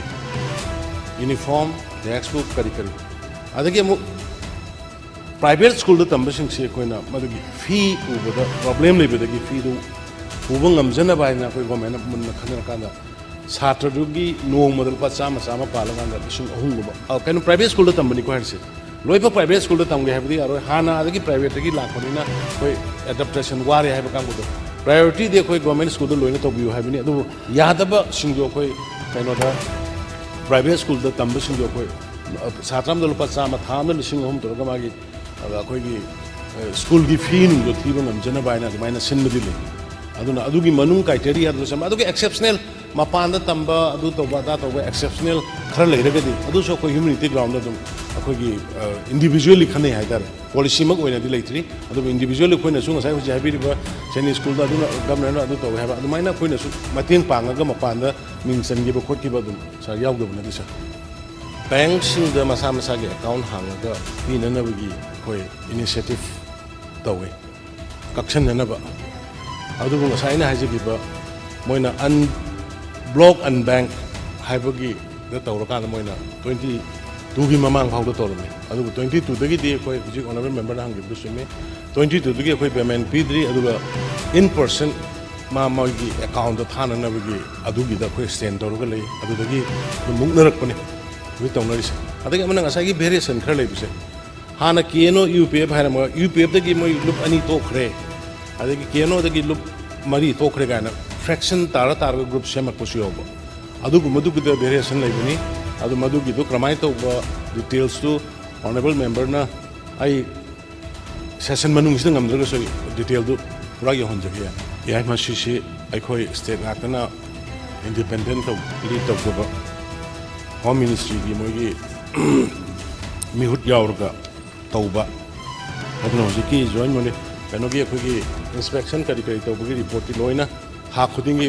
joint inspection tawgi joint maintenance committee na tawgi le adu hojiki 16 dagina joint maintenance committee kar khanghoge du de kona yo honjira ki torkai announcement ama ni the importance hoiba ama ni the thamdagi da mayam yam concern hoiba sir maruina economy is a backbone ngarang han shu house da yam koi khanaba koi gi kanogi RBI gi do RBI gi matam extension of timeline for implementation of relief measures se hana March ki 24 bau sangtuam bodu je 20th September bau 24 bau sangtu pire em dama gi loni mayam siyon adma sidai da ina hawa charai se ya maru bada han su khambere only 30% total loni dugi 30% khatna apply to we loan masi relief measures se to biyo atai amta torokte madu mai honorable speaker ki kuthang da adugma loni mayam du da sigi RBI na da pire ba sang se kai handana September bau sigi manung sidai da loina moi gi application poto thajan biyu haidana ai sima thamjage ade amana sa nahan khabar da yawe na zero audio da amana da pakhum pinadi aina su thamjaning bani tanogi BDF ki paisa hengkat le haibadu yes 2020 da mokoina phangam mesi lising mapan ga sanga adudagi lising tara ga sanga da hengkat laga inclusive 2000 per month ration ne lo sa ina habri moi se sahi khuding yul pa sanga increment kare hujik aduna maduna 22 da increment se la ka na hujik moi 12000 per month inclusive hane suma ina mathang chahi do dum increase tawri moi gi damang da ikone increase tawri haibani adagi amana sa sagi police singi wahi wata se media gi sinau sing ju suma ina wahi wata kareng ka thaina bai ta pe gi bisi ki topi do difani kitang leida example oina democratic koi bakang da at least house ni sarkar ni house family ni hingcha bina sari son ba tare ha kam amna kitang karem ka thaina ba man ba hidar sum ba sai to honing de haidar si decision oide da koi na kari gum to ro ko su sarkar na du to be har kan legal action to ro ko su aduna sar ma sima ai masum masi to bidana bai apel to jari hajana du biyo pa chap sana but karem ka thaina ba house in session su lei adu to logum si masigi si kaino ni 15 August la aikoi DG na aikoi mayam khana ra kanda sar policing si moi gi hujik irang su thoe khogdok si da moi wa su yang ware aduna moi gi kaino si ration mani si kitang hangkat pisra ina adu gi idea am puthor pani mada moi gi proposal da lising ama butor pani ada ina state ki level financial situation siga oira kanda whole police da pir kadamina PDP ra si moi koi policing si yang ware PDP ra si andor gol pa sama ji hangkat kani ena kan si budget sa thari si loira ga dum tawbu ya ada ida yamna hekta khoi si karim ka thaina ga tawbu sa kitang ni ai kitang noi adu basmaina wahi watas adu haiba posi aikoi apumba police ki oina hangkat kadabani aduna ko atuba matam da si budget ka si loira kana hoi khanar ka ꯃꯣꯏꯒꯤ ꯍꯦꯟꯒꯠꯅꯕ ꯇꯧꯒꯅꯤꯅ ꯑꯗꯨꯃꯥꯏꯅ ꯁꯦꯝꯗꯣꯛꯆꯔꯤ sir thank you honourable speaker sir honourable ꯃꯦꯝꯕꯔꯅ calling attention tꯧꯕꯤꯔꯛꯏꯕ ꯏꯁꯨꯁꯤ ꯂꯩꯕꯥꯛꯀꯤ ꯑꯣꯏꯕ ꯌꯥꯝ ꯀꯟꯁꯔꯟ ꯑꯣꯏꯈꯤꯕ ꯍꯧꯖꯤꯛꯁꯨ ꯑꯣꯏꯔꯤꯕ ꯑꯗꯨꯒ ꯈ꯭ꯋꯥꯏꯗꯒꯤꯁꯨ ꯅꯨꯡꯉꯥꯏꯇꯕꯁꯤꯡꯒꯤ ꯃꯅꯨꯡꯗ ꯈ꯭ꯋꯥꯏꯗꯒꯤ ꯅꯨꯡꯉꯥꯏꯈꯤꯗꯕ ꯊꯧꯗꯣꯛ ꯑꯃ ꯑꯣꯏꯕ ꯅꯨꯡꯉꯥꯏꯇꯕ ꯃꯌꯥꯝ ꯑꯃ ꯊꯣꯛꯑꯦ ꯂꯥꯁ ꯊꯥꯔꯠ ꯃꯦꯗꯒꯤꯅ ꯍꯧꯖꯤꯛ ꯐꯥꯎꯁꯤꯗꯩꯗ ꯊꯣꯛꯈꯤꯕ ꯊꯧꯗꯣꯛꯁꯤꯡꯗ ꯌꯥꯝ ꯁꯥꯊꯤꯅ ꯁꯣꯀꯤꯡ ꯑꯣꯏꯕ ꯅꯨꯡꯉꯥꯏꯇꯕ ꯇꯥꯍꯩꯗꯕ ꯌꯦꯡꯍꯩꯗꯕ ꯃꯌꯥꯝ ꯑꯃ ꯊꯣꯛꯑꯦ ꯑꯗꯨꯒꯤ ꯃꯅꯨꯡꯗ ꯈ꯭ꯋꯥꯏꯗꯒꯤ ꯍꯦꯟꯅ ꯅꯨꯡꯉꯥꯏꯇꯕꯒꯤ ꯃꯔꯛꯇ ꯑꯃꯅꯤ ꯑꯗꯨꯕꯨ ꯁꯥꯔ ꯒꯚꯔꯟꯃꯦꯟꯠꯒꯤ ꯁꯥꯏꯠꯇꯒꯤ ꯑꯩꯈꯣꯏ ꯁ꯭ꯇꯦꯠ ꯒꯚꯔꯟꯃꯦꯟꯠꯅ ꯍꯣꯠꯅꯕꯗ ꯃꯁꯤꯗꯩꯗ ꯈꯔ ꯀꯝꯄ꯭ꯂꯤꯀꯦꯁꯤ ꯈꯔ ꯂꯥꯛꯄ ꯑꯥꯔꯝꯁ ꯃꯤꯂꯤꯇꯦꯟꯠ ꯇꯦꯔꯣꯔꯤꯁ ꯀꯥꯡꯕꯨ ꯌꯥꯎꯕꯒꯤ ꯂꯥꯛꯄꯗꯒꯤ ꯆꯤꯡꯅꯕ ꯂꯩꯕꯗꯒꯤ ꯍꯥꯏꯕ ꯇꯥꯔꯦ ꯑꯩꯈꯣꯏꯅ ꯃꯁꯤꯒꯤ ꯀꯦꯁꯁꯤ ꯍꯥꯏꯌꯦꯁ ꯑꯦꯖꯦꯟꯁꯤ ꯚꯥꯔꯠꯀꯤ ꯑꯗ ꯁꯤꯟꯅꯕꯅꯤ ꯑꯗꯨꯅ ꯁꯥꯔ ꯍꯧꯖꯤꯛ ꯑꯣꯅꯔꯦꯕꯜ ꯃꯦꯝꯕꯔꯅꯁꯨ ꯂꯣꯏꯅ ꯍꯥꯏꯈ꯭ꯔꯦ ꯃꯤ 6 ꯐꯥꯏ 6ꯀꯤ ꯃꯅꯨꯡꯗ 2 ꯑꯃꯗꯤ ꯃꯥꯏꯅꯔꯅꯤ ꯃꯥꯏꯅꯔꯁꯤꯡꯒꯤ ꯔꯤꯂꯦꯇꯤꯚꯁ ꯁꯤꯟꯅꯈ꯭ꯔꯦ 4ꯗꯨ ꯍꯧꯖꯤꯛ CBIꯒꯤ ꯀꯁꯇꯗꯤꯗ ꯂꯩ ꯑꯗꯨꯒ ꯃꯗꯨ ꯑꯩꯈꯣꯏꯅ ꯁ꯭ꯇꯦꯠ ꯒꯚꯔꯟꯃꯦꯟꯠꯅ ꯇꯧꯕꯗ ꯏꯟꯀꯟꯚꯤꯅꯤꯌꯦꯟꯠ ꯑꯣꯏꯕ ꯈꯔ ꯂꯩꯔꯦꯅ ꯍꯥꯏꯕꯗꯒꯤ CBIꯗ ꯁꯤꯟꯅꯔꯒ ꯇꯧꯔꯤꯕꯅꯤ ꯑꯩꯈꯣꯏ CBIꯒꯁꯨ ꯃꯇꯝ ꯄꯨꯝꯅꯃꯛꯇ ꯑꯩꯈꯣꯏ ꯐꯥꯎꯅꯔꯒ ꯂꯩ ꯒꯥꯔꯖꯤꯌꯥꯟꯁꯤꯡꯗꯨ ꯂꯥꯛꯑꯝꯃꯤ ꯌꯥꯝ ꯅꯨꯡꯉꯥꯏꯇꯦ ꯑꯩꯈꯣই ꯎꯕꯗ ꯃꯣꯏꯅ ꯍꯧꯖꯤꯛ ꯍꯥꯏꯔꯤꯕ ꯀꯩꯅꯣꯝꯇ ꯑꯣꯏꯔꯁꯨꯅ ꯍꯥꯏꯕꯗꯣ ꯌꯥꯝꯅ ꯀꯔꯦꯖꯦꯁ ꯑꯣꯏ ꯊꯣꯛꯈꯤꯕ ꯊꯧꯗꯣꯛꯇꯨ ꯃꯆꯥ ꯂꯩꯈꯤꯗ꯭ꯔꯦ ꯁꯤꯒꯨꯝꯕ ꯅꯥꯇꯩ ꯆꯥꯗꯕ ꯑꯃꯗ ꯍꯥꯏꯅ ꯈꯪꯉꯒꯁꯨ ꯃꯥꯒꯤ ꯇꯧꯐꯝ ꯊꯣꯛꯄ ꯈꯔꯗꯨ ꯇꯧꯒꯦ ꯍꯥꯏꯅ ꯂꯩꯕꯅꯤ ꯔꯥꯏꯠꯐꯨꯜ ꯀ꯭ꯂꯦꯝꯅꯤ ꯑꯗꯨꯕꯨ ꯊꯣꯛꯏꯕ ꯊꯧꯗꯣꯛꯁꯤꯅ ꯑꯩꯈꯣꯏ ꯁ꯭ꯇꯦꯠ ꯒꯚꯔꯟꯃꯦꯟꯠꯅ ꯇꯧꯕꯗ ꯏꯟꯀꯟꯚꯤꯅꯤꯌꯦꯟꯠ ꯑꯣꯏꯕ ꯗꯤꯐꯤꯀꯜꯇꯤꯁ ꯑꯣꯏꯕ ꯈꯔ ꯂꯥꯛꯄꯗꯒꯤ ꯁꯥꯔ ꯑꯩꯈꯣꯏ CBIꯗ ꯁꯤꯟꯅꯕꯅꯤ ꯃꯥꯒꯤ ꯃꯗꯨꯗ ꯆꯤꯡꯅꯕ ꯃꯣꯕꯥꯏꯜ ꯀꯔꯤ ꯀꯔꯤ ꯑꯌꯥꯝꯕ ꯂꯣꯏꯅ ꯐꯥꯒꯠꯂꯦ ꯑꯩꯈꯣꯏꯒꯤ ꯔꯤꯄꯣꯔꯠꯇ ꯑꯗꯨꯕꯨ ꯑꯟꯗꯔ ꯏꯟꯚꯦꯁꯇꯤꯒꯦꯁꯟ CBIꯒꯨꯝꯕ ꯑꯃꯒꯤ ꯃꯈꯥꯗ ꯊꯤꯒꯠꯂꯒ ꯂꯩꯕꯅꯤꯅ ꯃꯁꯤꯗꯩꯗ ꯑꯩ ꯌꯥꯝ ꯏꯂꯥꯕꯣꯔꯦꯠꯂꯤ ꯈꯟꯅꯕ ꯐꯠꯇꯕ꯭ꯔꯥ ꯃꯔꯝ ꯆꯥꯗꯕ꯭ꯔꯥ ꯍꯥꯏꯅ ꯈꯜꯂꯤ ꯑꯗꯨꯅ ꯍꯧꯖꯤꯛꯀꯤ ꯃꯔꯝꯅ ꯑꯣꯅꯔꯦꯕꯜ ꯃꯦꯝꯕꯔꯅ ꯄꯨꯈꯠꯄꯤꯈꯤꯕ ꯀꯟꯁꯔꯟꯗꯣ ꯑꯩꯈꯣꯏ ꯆꯞ ꯆꯥꯅ ꯂꯩ ꯑꯩꯈꯣꯏ CBIꯒꯤ ꯑꯣꯊꯣꯔꯤꯇꯤꯗ ꯀꯟꯅ ꯑꯗꯨꯝ ꯍꯥꯏꯅꯔꯒ ꯅꯈꯣꯏ ꯀꯔꯤꯅꯣ ꯇꯧꯔꯒ somehow ꯃꯁꯥꯗꯨꯒꯤ ꯄꯨꯔꯥ ꯐꯪꯗ꯭ꯔꯒꯁꯨ ꯀꯩꯒꯨꯝꯕ ꯑꯃ ꯇꯧꯔꯁꯨ ꯇꯧꯔꯀꯥꯟꯗ ꯑꯩꯈꯣꯏꯒꯤ ꯏꯆꯥꯅꯨꯄꯤꯁꯤ ꯇꯧꯅꯕ ꯇꯧꯕꯤꯌꯨ ꯍꯥꯏꯅ ꯀꯟꯅ ꯇꯥꯛꯅꯔꯒ ꯂꯥꯛꯄꯅꯤ ꯍꯧꯖꯤꯛꯁꯨ ꯇꯥꯛꯅꯔꯤ ꯁꯥꯔ ꯑꯗꯨ ꯀꯩꯅꯣꯒꯤ ꯍꯦꯝꯖꯤꯠꯀꯤ ꯂꯩꯈꯤꯗ꯭ꯔꯕ ꯍꯦꯝꯖꯤꯠꯀꯤ ꯐꯤꯖꯝ ꯍꯦꯝꯖꯤꯠꯀꯤ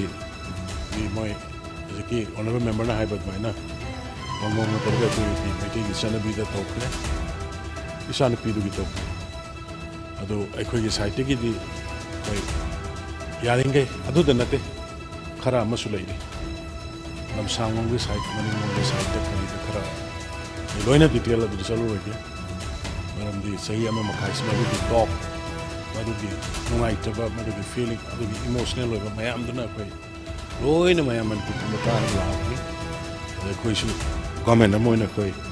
ꯌꯥꯝꯅ ꯁꯥꯊꯤꯅ ꯅꯨꯡꯉꯥꯏꯇꯕ ꯑꯗꯨꯒ ꯐꯪꯅꯅꯕ ꯌꯥꯝ ꯀꯟꯅ ꯑꯦꯅꯤ ꯃꯤꯟꯁ ꯑꯃ ꯇꯧꯔꯀꯥꯟꯗ ꯍꯣꯠꯅꯖꯔꯤ ꯑꯗꯨꯅ ꯑꯣꯅꯔꯦꯕꯜ ꯃꯦꯝꯕꯔꯅ ꯁꯤꯌꯥꯔ ꯇꯧꯔꯤꯕ ꯑꯋꯥꯕ ꯅꯨꯡꯉꯥꯏꯇꯕ ꯑꯗꯨꯒ ꯐꯦꯃꯤꯂꯤꯅ ꯃꯅꯤꯄꯨꯔꯒꯤ ꯃꯤꯌꯥꯝꯅ ꯃꯗ ꯑꯩꯈꯣꯏ ꯁꯔꯨꯛ ꯌꯥꯖꯩ ꯑꯗꯨꯒ ꯂꯣꯏꯅꯅ CBIꯒꯤ ꯃꯣꯏꯒꯤ ꯀꯦꯄꯥꯁꯤꯇꯤ ꯕꯦꯁ ꯀꯦꯄꯥꯁꯤꯇꯤ ꯃꯣꯏꯒꯤ ꯑꯔꯩꯕ ꯁꯣꯔꯁ ꯇꯧꯔꯀꯥꯟꯗ ꯍꯥꯏꯔꯤꯕꯁꯤꯡꯁꯤꯒꯤ ꯂꯪꯂꯥ ꯂꯪꯖꯤꯟ ꯄꯨꯊꯣꯛꯅꯕꯗꯨ ꯍꯥꯎꯔꯤꯕꯁꯤ ꯅꯠꯇꯅ ꯑꯇꯩꯒꯤꯁꯨ ꯃꯣꯏꯗ ꯁꯤꯟꯅꯕ ꯀꯦꯁꯁꯤꯡꯗꯤ ꯄꯨꯊꯣꯛꯅꯕ ꯑꯗꯨꯒ ꯌꯥꯝ ꯃꯔꯨꯑꯣꯏꯅ ꯍꯧꯖꯤꯛꯀꯤ ꯏꯆꯥꯅꯨꯄꯥꯁꯤꯒ ꯏꯆꯥꯅꯨꯄꯤꯁꯤꯒ ꯑꯅꯤꯒꯤꯁꯤ ꯑꯩꯈꯣꯏ ꯇꯛꯁꯤꯟꯖꯒꯦ ꯍꯥꯏꯅ ꯁꯥꯔ ꯃꯥꯏ ꯀꯝꯄꯅꯤꯁꯤ ꯍꯥꯏꯈ꯭ꯔꯦ ꯍꯧꯖꯤꯛꯀꯤ ꯃꯣꯏ ꯆꯥꯔꯖ ꯁꯤꯠ ꯐꯥꯎ ꯊꯥꯒꯠꯂꯕꯅꯤ ꯀꯦꯁꯁꯤ ꯌꯥꯝ ꯁꯦꯔꯤꯌꯁꯂꯤ ꯂꯧꯏ CBIꯅꯁꯨ ꯌꯥꯝ ꯁꯦꯔꯤꯌꯁꯂꯤ ꯂꯧꯏ ꯆꯥꯔꯖ ꯁꯤꯠ ꯊꯥꯒꯠꯂꯕꯅꯤ ꯃꯗꯨꯒꯤ ꯄꯅꯤꯁꯃꯦꯟꯠ ꯄꯤꯅꯅꯕ ꯆꯞ ꯆꯥꯕ ꯃꯔꯥꯜ ꯂꯩꯕꯁꯤꯡ ꯄꯅꯤꯁꯃꯦꯟꯠ ꯄꯤꯅꯅꯕ ꯑꯗꯨꯁꯨ ꯀꯟꯅ ꯑꯩꯈꯣꯏ ꯇꯛꯁꯜꯂꯤ ꯍꯣꯠꯅꯔꯤ ꯑꯗꯨꯕꯨ ꯑꯦꯖꯦꯟꯁꯤ ꯑꯃꯅ ꯄꯥꯏꯕꯅꯤꯅ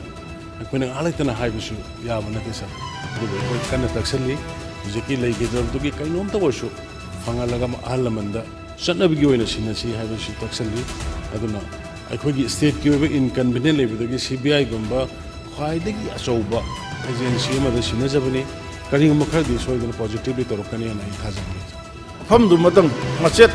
ꯐꯤ ꯃꯆꯦꯠ ꯑꯃꯇ ꯑꯣꯏꯔꯁꯨ ꯐꯪꯕ ꯌꯥꯕ ꯑꯗꯨꯐꯥꯎꯒꯤ ꯄꯥꯎ ꯂꯧꯕꯤꯕꯁꯤ ꯉꯝꯃꯔꯣꯏꯗ꯭ꯔꯕ CBIꯒꯤꯅ ꯊꯤꯒꯠꯂꯒ ꯄꯥꯏꯈ꯭ꯔꯕ ꯃꯇꯝꯗ ꯑꯩꯅ ꯀꯃꯥꯏꯅ ꯍꯥꯏꯗꯣꯏꯅꯣ ꯑꯗꯨ CBI ꯍꯥꯏꯕꯁꯤ ꯍꯣꯝ ꯑꯦꯐꯤꯌꯔꯁꯀꯤ ꯃꯈꯥꯗ ꯂꯩꯕꯅꯤ ꯑꯗꯨꯗ ꯑꯣꯅꯔꯦꯕꯜ ꯆꯤꯐ ꯃꯤꯅꯤꯁꯇꯔꯅ ꯍꯪꯕꯤꯔꯒ ꯐꯤ ꯃꯆꯦꯠ ꯑꯃꯇ ꯑꯣꯏꯔꯁꯨ ꯄꯤꯕꯁꯤ ꯌꯥꯔꯔꯣꯏꯗ꯭ꯔꯥ ꯑꯩ ꯇꯛꯁꯟꯖꯒꯦ ꯃꯗꯨ CBIꯗ ꯇꯛꯁꯟꯖꯒꯦ ꯃꯗꯨꯒꯤ ꯐꯪꯅꯅꯕꯗꯣ ꯑꯩ ꯇꯛꯁꯟꯒꯦ ꯈꯤꯇꯪ ꯑꯩ ꯁꯦꯡꯇꯣꯛꯇ꯭ꯔꯗꯤ ꯑꯩꯈꯣꯏ ꯁꯔꯀꯥꯔꯕꯨꯁꯨ ꯌꯥꯝ ꯂꯥꯟꯅ ꯂꯧꯈꯤꯒꯗꯕ ꯈꯔ ꯌꯥꯅꯔꯒ ꯑꯗꯨꯝ ꯍꯦꯛ ꯇꯧꯕꯤꯌꯨ ꯑꯗꯨꯗꯤ ꯃꯥ ꯍꯥꯏꯗꯨꯗꯤ ꯄꯣꯏꯟꯗꯣ ꯌꯥꯝ that is the conclusion that will be the conclusion I appreciate solution ꯂꯥꯛꯅꯕꯒꯤ ꯑꯗꯨꯕꯨ ꯉꯁꯥꯏ ꯃꯌꯥꯝꯁꯨ ꯈꯪꯅꯤꯡꯗꯅ ꯍꯪꯕꯅꯤ ꯑꯩꯁꯨ ꯑꯩꯅ ꯈꯪꯖꯕ ꯈꯔ ꯇꯧꯖꯔꯕ ꯈꯔꯗꯣ ꯃꯌꯥꯝꯗ ꯊꯝꯖꯒꯦ ꯁꯥꯔ ꯑꯍꯥꯟꯕꯗ ꯑꯣꯅꯔꯦꯕꯜ ꯃꯦꯝꯕꯔ ꯔꯟꯖꯤꯠꯀꯤ ꯉꯁꯥꯏꯒꯤ ꯍꯥꯏꯕꯤꯈꯤꯕ ꯌꯨꯝ ꯀꯩ ꯁꯥꯕꯒꯤ ꯈꯣꯠꯄꯒꯤꯗꯨ ꯌꯨꯝ ꯀꯩ ꯁꯥꯕꯒꯤꯗꯨꯃ ꯂꯩꯔꯦ ꯑꯗꯨꯒ ꯍꯧꯖꯤꯛꯀꯤ ꯂꯨꯄꯥ ꯂꯥꯛ ꯑꯃꯃꯝ ꯑꯩꯈꯣꯏꯅ ꯄꯤꯕ ꯍꯥꯏꯅ ꯇꯧꯔꯀꯥꯟꯗ 15,000 ꯑꯍꯥꯟꯕ ꯊꯥꯗꯣꯛꯏꯁꯦ ꯁꯥꯔ ꯑꯗꯨꯒꯤ ꯐꯤꯔꯣꯟꯒꯨꯝꯕ ꯀꯔꯤꯒꯨꯝꯕ ꯂꯩꯕ ꯈꯣꯠꯄꯗ ꯃꯇꯦꯡ ꯄꯥꯡꯅꯕꯒꯤ ꯑꯥꯏꯗꯤꯌꯥꯗ ꯊꯥꯗꯣꯛꯄꯅꯤ ꯑꯗꯨꯕꯨ ꯑꯩꯈꯣꯏ ꯒꯥꯔꯤ ꯆꯥꯛꯈꯤꯕ ꯁꯥ ꯁꯟ ꯆꯥꯛꯈꯤꯕ ꯈꯣꯠꯈꯤꯕ ꯑꯗꯨꯒꯨꯝꯕꯁꯨ ꯑꯗꯨꯝ ꯌꯥꯎꯕꯅꯤꯅ ꯑꯩ ꯀꯩꯗꯧꯉꯩ ꯃꯗꯨꯒꯤ ꯑꯃꯨꯛ ꯁꯔꯚꯦ ꯄꯨꯝꯅꯃꯛ ꯂꯣꯏꯔꯦ ꯁꯔꯚे पुनम अयाम लोर अदु लोर मतुंग हुजुकी सी फिरोन सेनिंगाई चानिंगाई लेतब चाखिबसिंदुगीदमक अदुगी लुपा लाख अमम पीबदा 25 अदुसी अन अवाटपदुमा कमाई तौसिगे अखोय अमुक खनरगा तौजगे सर अदे अमना सर युम साबगी से अखोय याम कन्ना अया याव मफम याम कन्ना honorary Ngaramag Honorable Member Lokesona Haiba Adugi do security state security advisor da state security Chuyang Sangakanda Ziki Dorai Tabigi Manaki do Toboyar Yabri Yangasi Haina Kanaban Sagi compensate Ziki Upa Lang Amadugi Matakar Lerigadi Mokoi Mayam Tanaraga Kanaraga Madam di Kanana Nuaini Yum Thado Galak by say Yum may Zakiba, I get a man Zang Zakiba, Mangan Giba, Shiba Nabanang by Kanana Nuani Amaduna Madu, I Kanasi Haidana. Then as I get NRC, I never hold a Haina Toki, but Madu, why the Watata, Swina Bow and Money NRC, I quite Sana Nabagi, where I'm Kanatanga the other NRC go give Manaba Monda. Manaba Mong Ziki Kainugi Makada Indian Foreigner Eki Makada. Akoi Nasaki to Isham some the Manipura Tauriba and was Shiginate Adhar Kapa Kopa Duga Manade Foreigner Eki Makada was your biometric load but always Foreigner Eki Makada Akoi issue of overstay and illegal migration of foreign national 30th March 2021. Every district ESP se foreigners in Simoina detect over and deport over. Masila Kibusisa. Tawagidi, a quick government issue. Thiram does up them, sir. Quick government and Thiram does up them. Karai, they no issue map, satellite mapping, curriculum, Torkanda, forest key. Put up 3,000 appeasement policy. 3,000 mission. Miki Kangpigi. Panchayat Togaraga Labor, Panchayat ki Mapambo, Block Mari, ADC the transfer to Organa. Ownership of a people don't go. Ownership of a. Similarly, More More small town committee ne election to rogale remine masida village manga autonomous district council na recognize option kem thingam de kem hairam madu duna ujikti autonomous district council gi ni hair kanda moi gi ni haiba polom da ownership on the la kan ngasi to ri sang haiba po ni sin ngasi gi nate ngasi akoina thoi ngasi akoina wari sin ngasi gi nate ai ngai sai do thiram jodi phadum ne mudu de gi mo se cham cham ne ta hai gi 유독 당징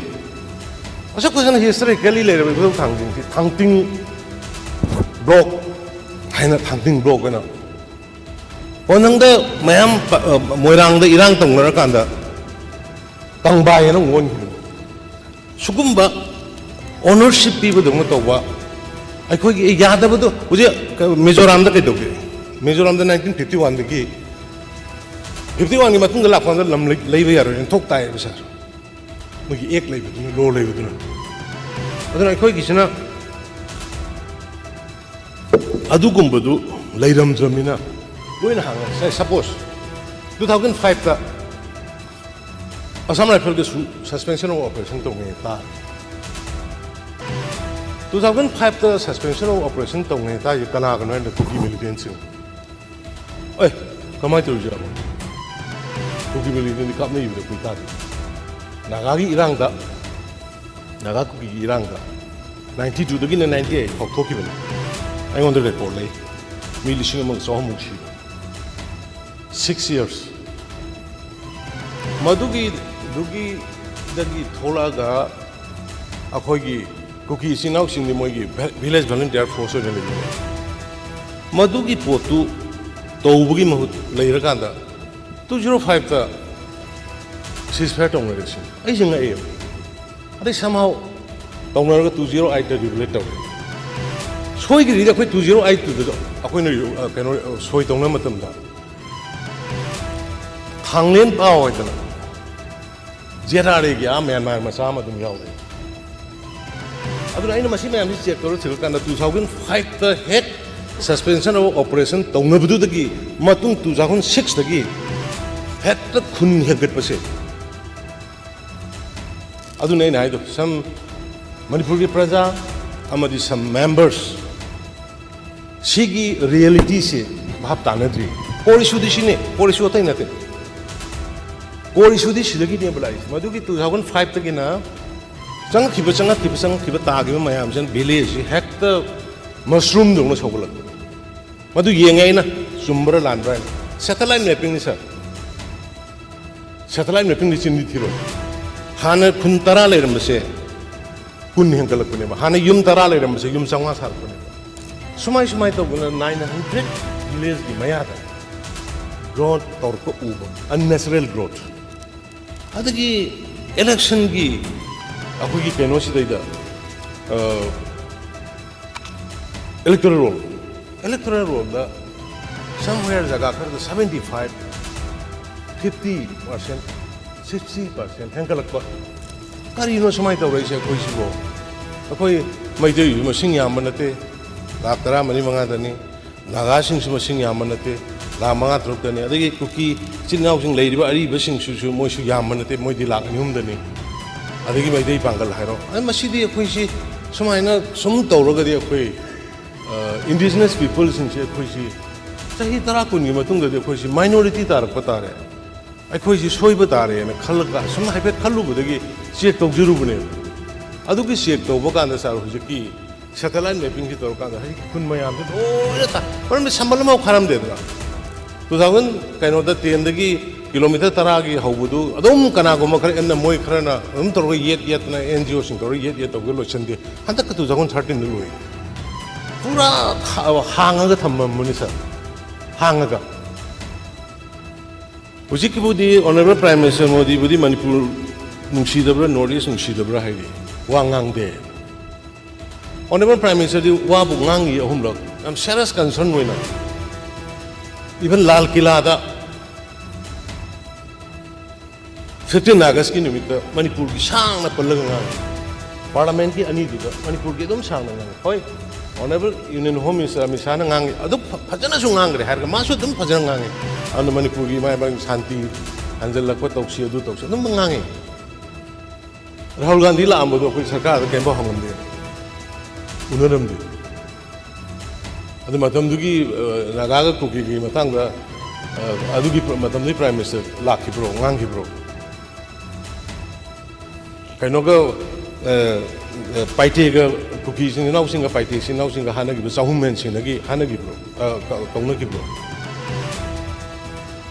human right right to life liberty arm forces special power act 1958 थमजलगा औ का पहाली से कनाय मतम हम मनो बसी अदु right to life how give last 15 years the fake encounter the listing of sangam hal right to life do adom the satum se sigi huji koi ba issue sidi genuine issue ne huji suresh wana hai ki ba america ki location kana american so hai honorable member na so america na du hai gira da america western country de koi ba thuai no honori ni india bo country ka thuai gre moi अखोई बो थुगाई न honorary नि मोय दु सानन बा अखोई की core issue से कोई सरेंडर तोगद्रा पिथोखरे जरो मोय मोय सेपरेट एमेंशन फेल सिंग खाद बी लोइन तो बी मोय लेरी म्याम से लोय अयाब लोय पिथोखरे जरो बिजनेस लाक न no we will not compromise अखोई की डिग्निटी अखोई की स्टेट की इंटीग्रिटी स्टेट की यूनिटी लेरी ट्राइब पुनम कुंत्रा गा हुमदोय मरी सी पुनम की डिग्निटी अखोई गाकनी सिदी हुजिक वारनी थोंगनरी से इरांग थोखरे ngangnaba yadaba changnaba yadaba unaba yadaba saunabagi matam khar khangbani yam sangaba dongna sahi makhai bill hungi matang da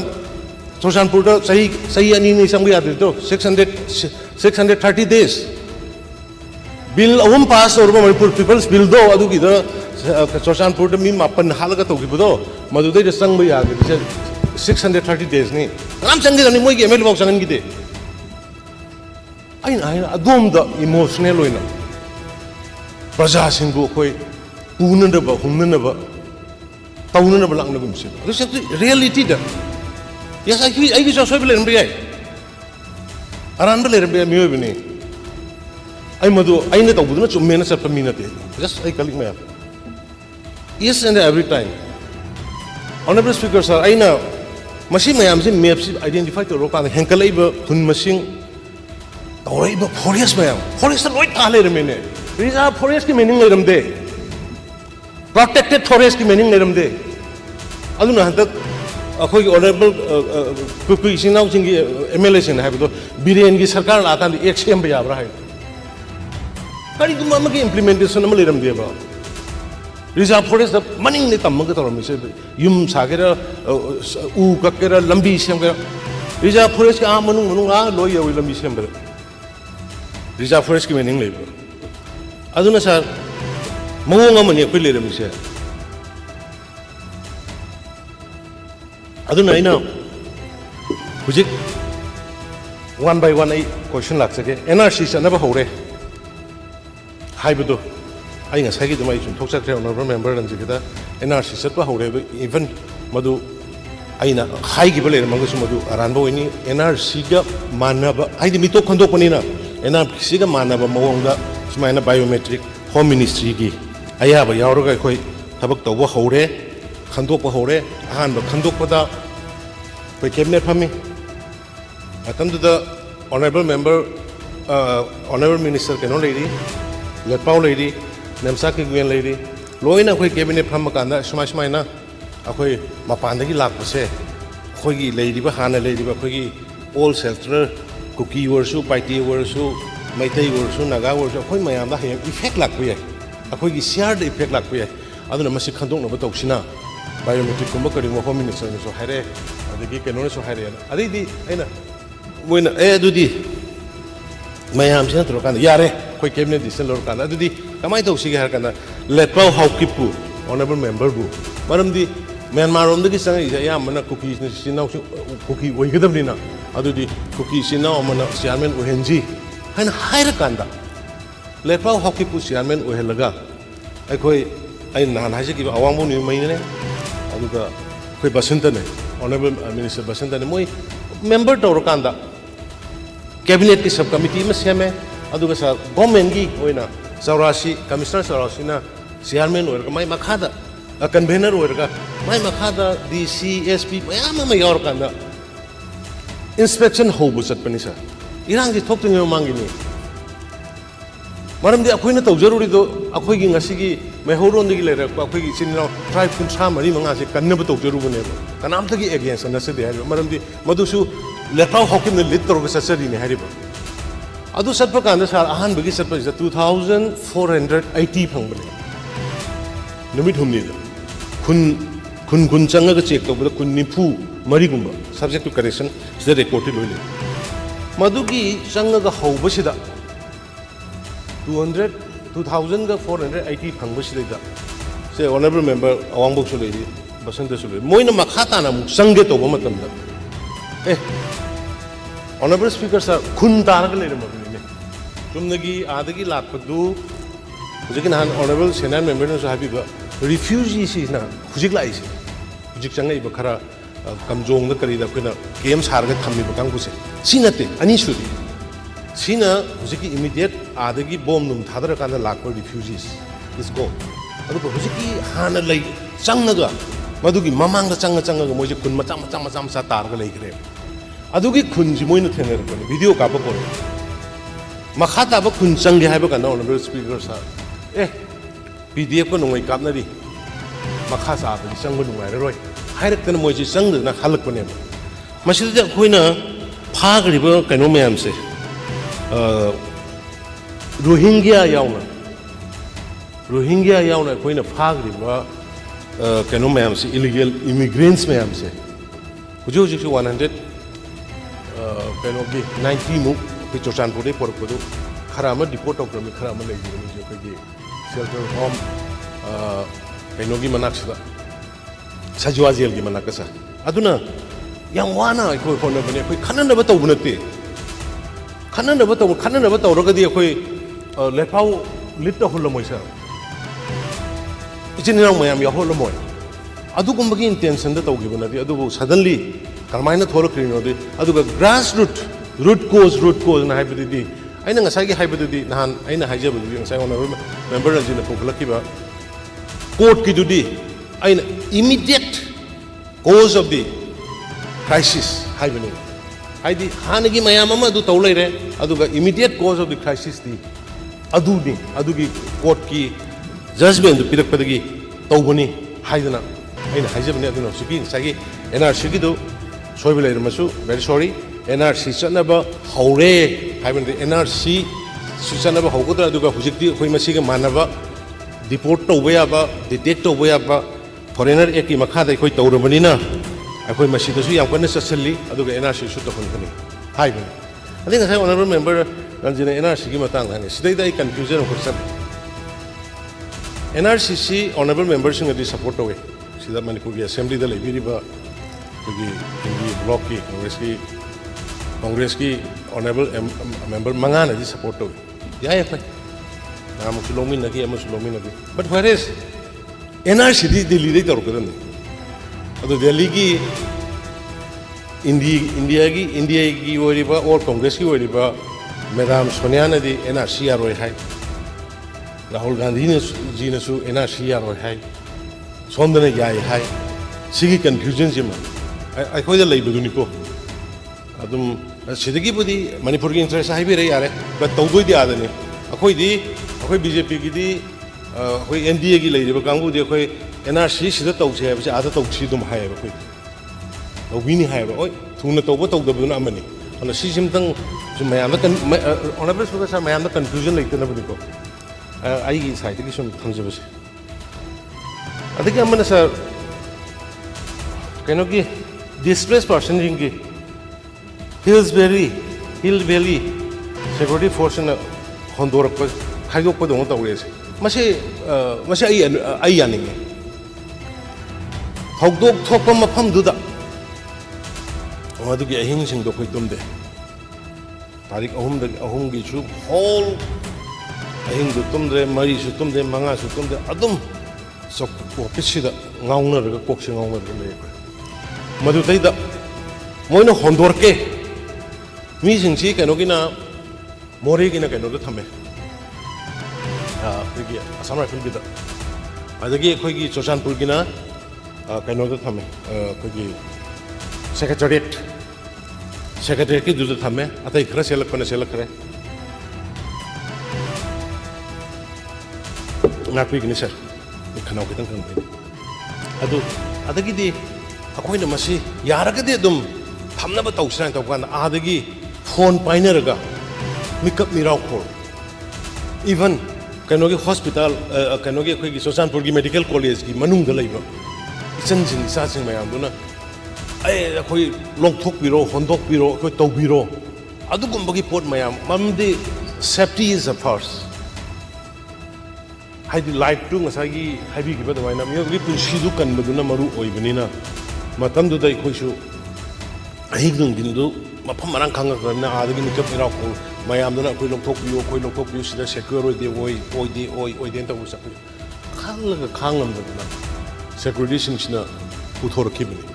even honourable member Ranjit की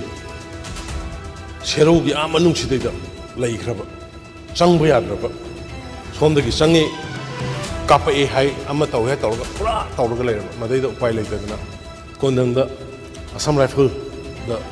रिक्वेस्ट तौरकान मोद पुथोकी अदुमाय तौना मसी हुजिक्ति मदु पुथोमदबदा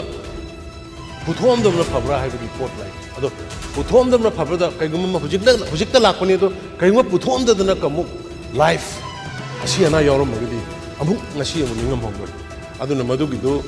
थौदोंना सेक्युरिटी सिंगी मोइगी इंटेंशन करी लेबनो खांदे but as a government as a chief minister मतमदुदा life saving दुना हेन importance वोय हागना कोइसु होंदोरंगना पुथोरंगना होनबदा इवन सी इम्फाल द लेबा मफम खरदा लेबा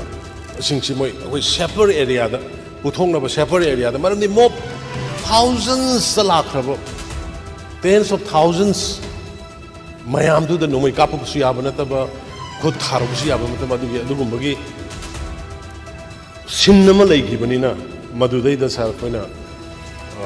सेक्युरिटी न तौरसु मदु तौबोइनी अदुबु हुजिक ngसागी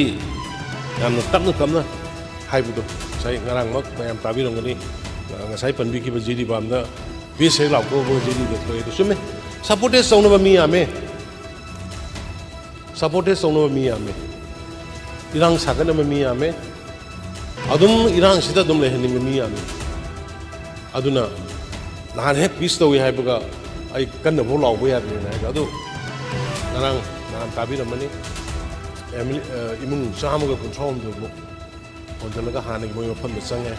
सुमाय तौदना मफम अया मफम सिंग चंगनब अखोई साइड की याम कन्ना होनजरीना दमाइना थमजगे अदुगा हुजिकी थोखिबा थौदोक्तुगी मतंगदा इशु नुगाइते मसिगी मतंगदि साराई याम कन्ना ई चलरोइगे मदुगी मरमदि केनोदा मसिदैदा हाई सुप्रीम कोर्ट की मागी सुपरविजन मखादा कमिटी मरीगुम सेमग लेरे कॉजेस ऑफ द इंसिडेंट अदगी कॉजेस ऑफ द कंफ्लिक्ट अदुगा एफआईआर से करी मसिदी मोइगी सुप्रीम कोर्ट की सुपरविजन मखादा लेख्रमिना सर आई कन अदोमदा चलरोगे सब जुडिस सुवोइरनी अदुगा कोर्ट लेब पोड मै कोनी आपना खन्नबसु नुगाइते ऑनरेबल एमएलए तारा नंगासाई मेंबर रंजित हाइगिबा ऑनरेबल एमएलए तारा ना सेपरेट डिमांड तौबनी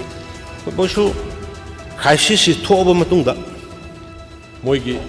सेपरेट डिमांड सिदि कुइरे कुकी होमलैंड सिदि याम कुइरे हाइतारे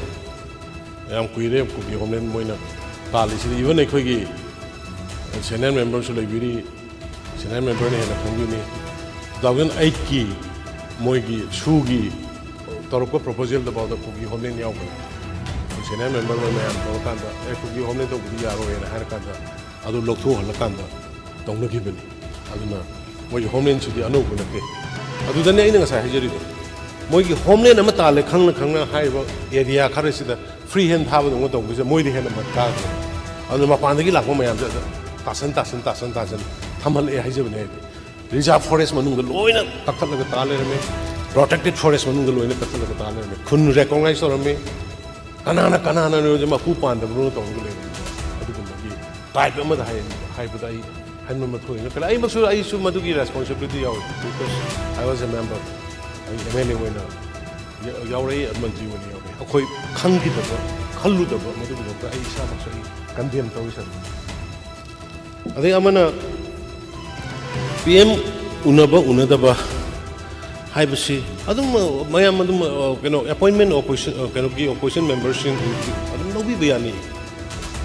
ꯎꯅꯅꯤꯡꯉꯗꯤ ꯑꯗꯨꯝ ꯂꯧꯕꯤꯕ ꯀꯩꯁꯨ ꯀꯥꯏꯗꯦ ꯄ꯭ꯔꯥꯏꯝ ꯃꯤꯅꯤꯁꯇꯔ ꯎꯅꯕꯕꯨ ꯇꯤꯝ ꯑꯣꯏꯅ ꯆꯠꯂꯒ ꯎꯅꯗ ꯌꯥꯗꯦ ꯍꯥꯏꯕꯁꯨ ꯂꯩꯇꯦ ꯑꯩ ꯎꯅꯔꯦ ꯑꯗꯨꯝ ꯋꯥꯔꯤ ꯁꯥꯔꯛꯏ ꯑꯩꯈꯣꯏ ꯁꯦꯅꯤꯌꯔ ꯂꯤꯗꯔꯁꯤꯡ ꯑꯅꯤ ꯑꯍꯨꯝꯒ ꯄꯨꯟꯅ ꯑꯗꯨꯝ ꯋꯥꯔꯤ ꯁꯥꯔꯛꯏ ꯃꯅꯤꯄꯨꯔꯒꯤ ꯑꯦꯗꯚꯥꯏꯁ ꯇꯧꯖꯔꯝꯃꯤ ꯃꯥꯅꯁꯨ ꯑꯦꯗꯚꯥꯏꯁ ꯇꯧꯕꯤꯔꯛꯏ ꯁꯤ ꯇꯧ ꯁꯨꯃꯥꯏꯅ ꯇꯧꯅꯤ ꯑꯗꯨꯒ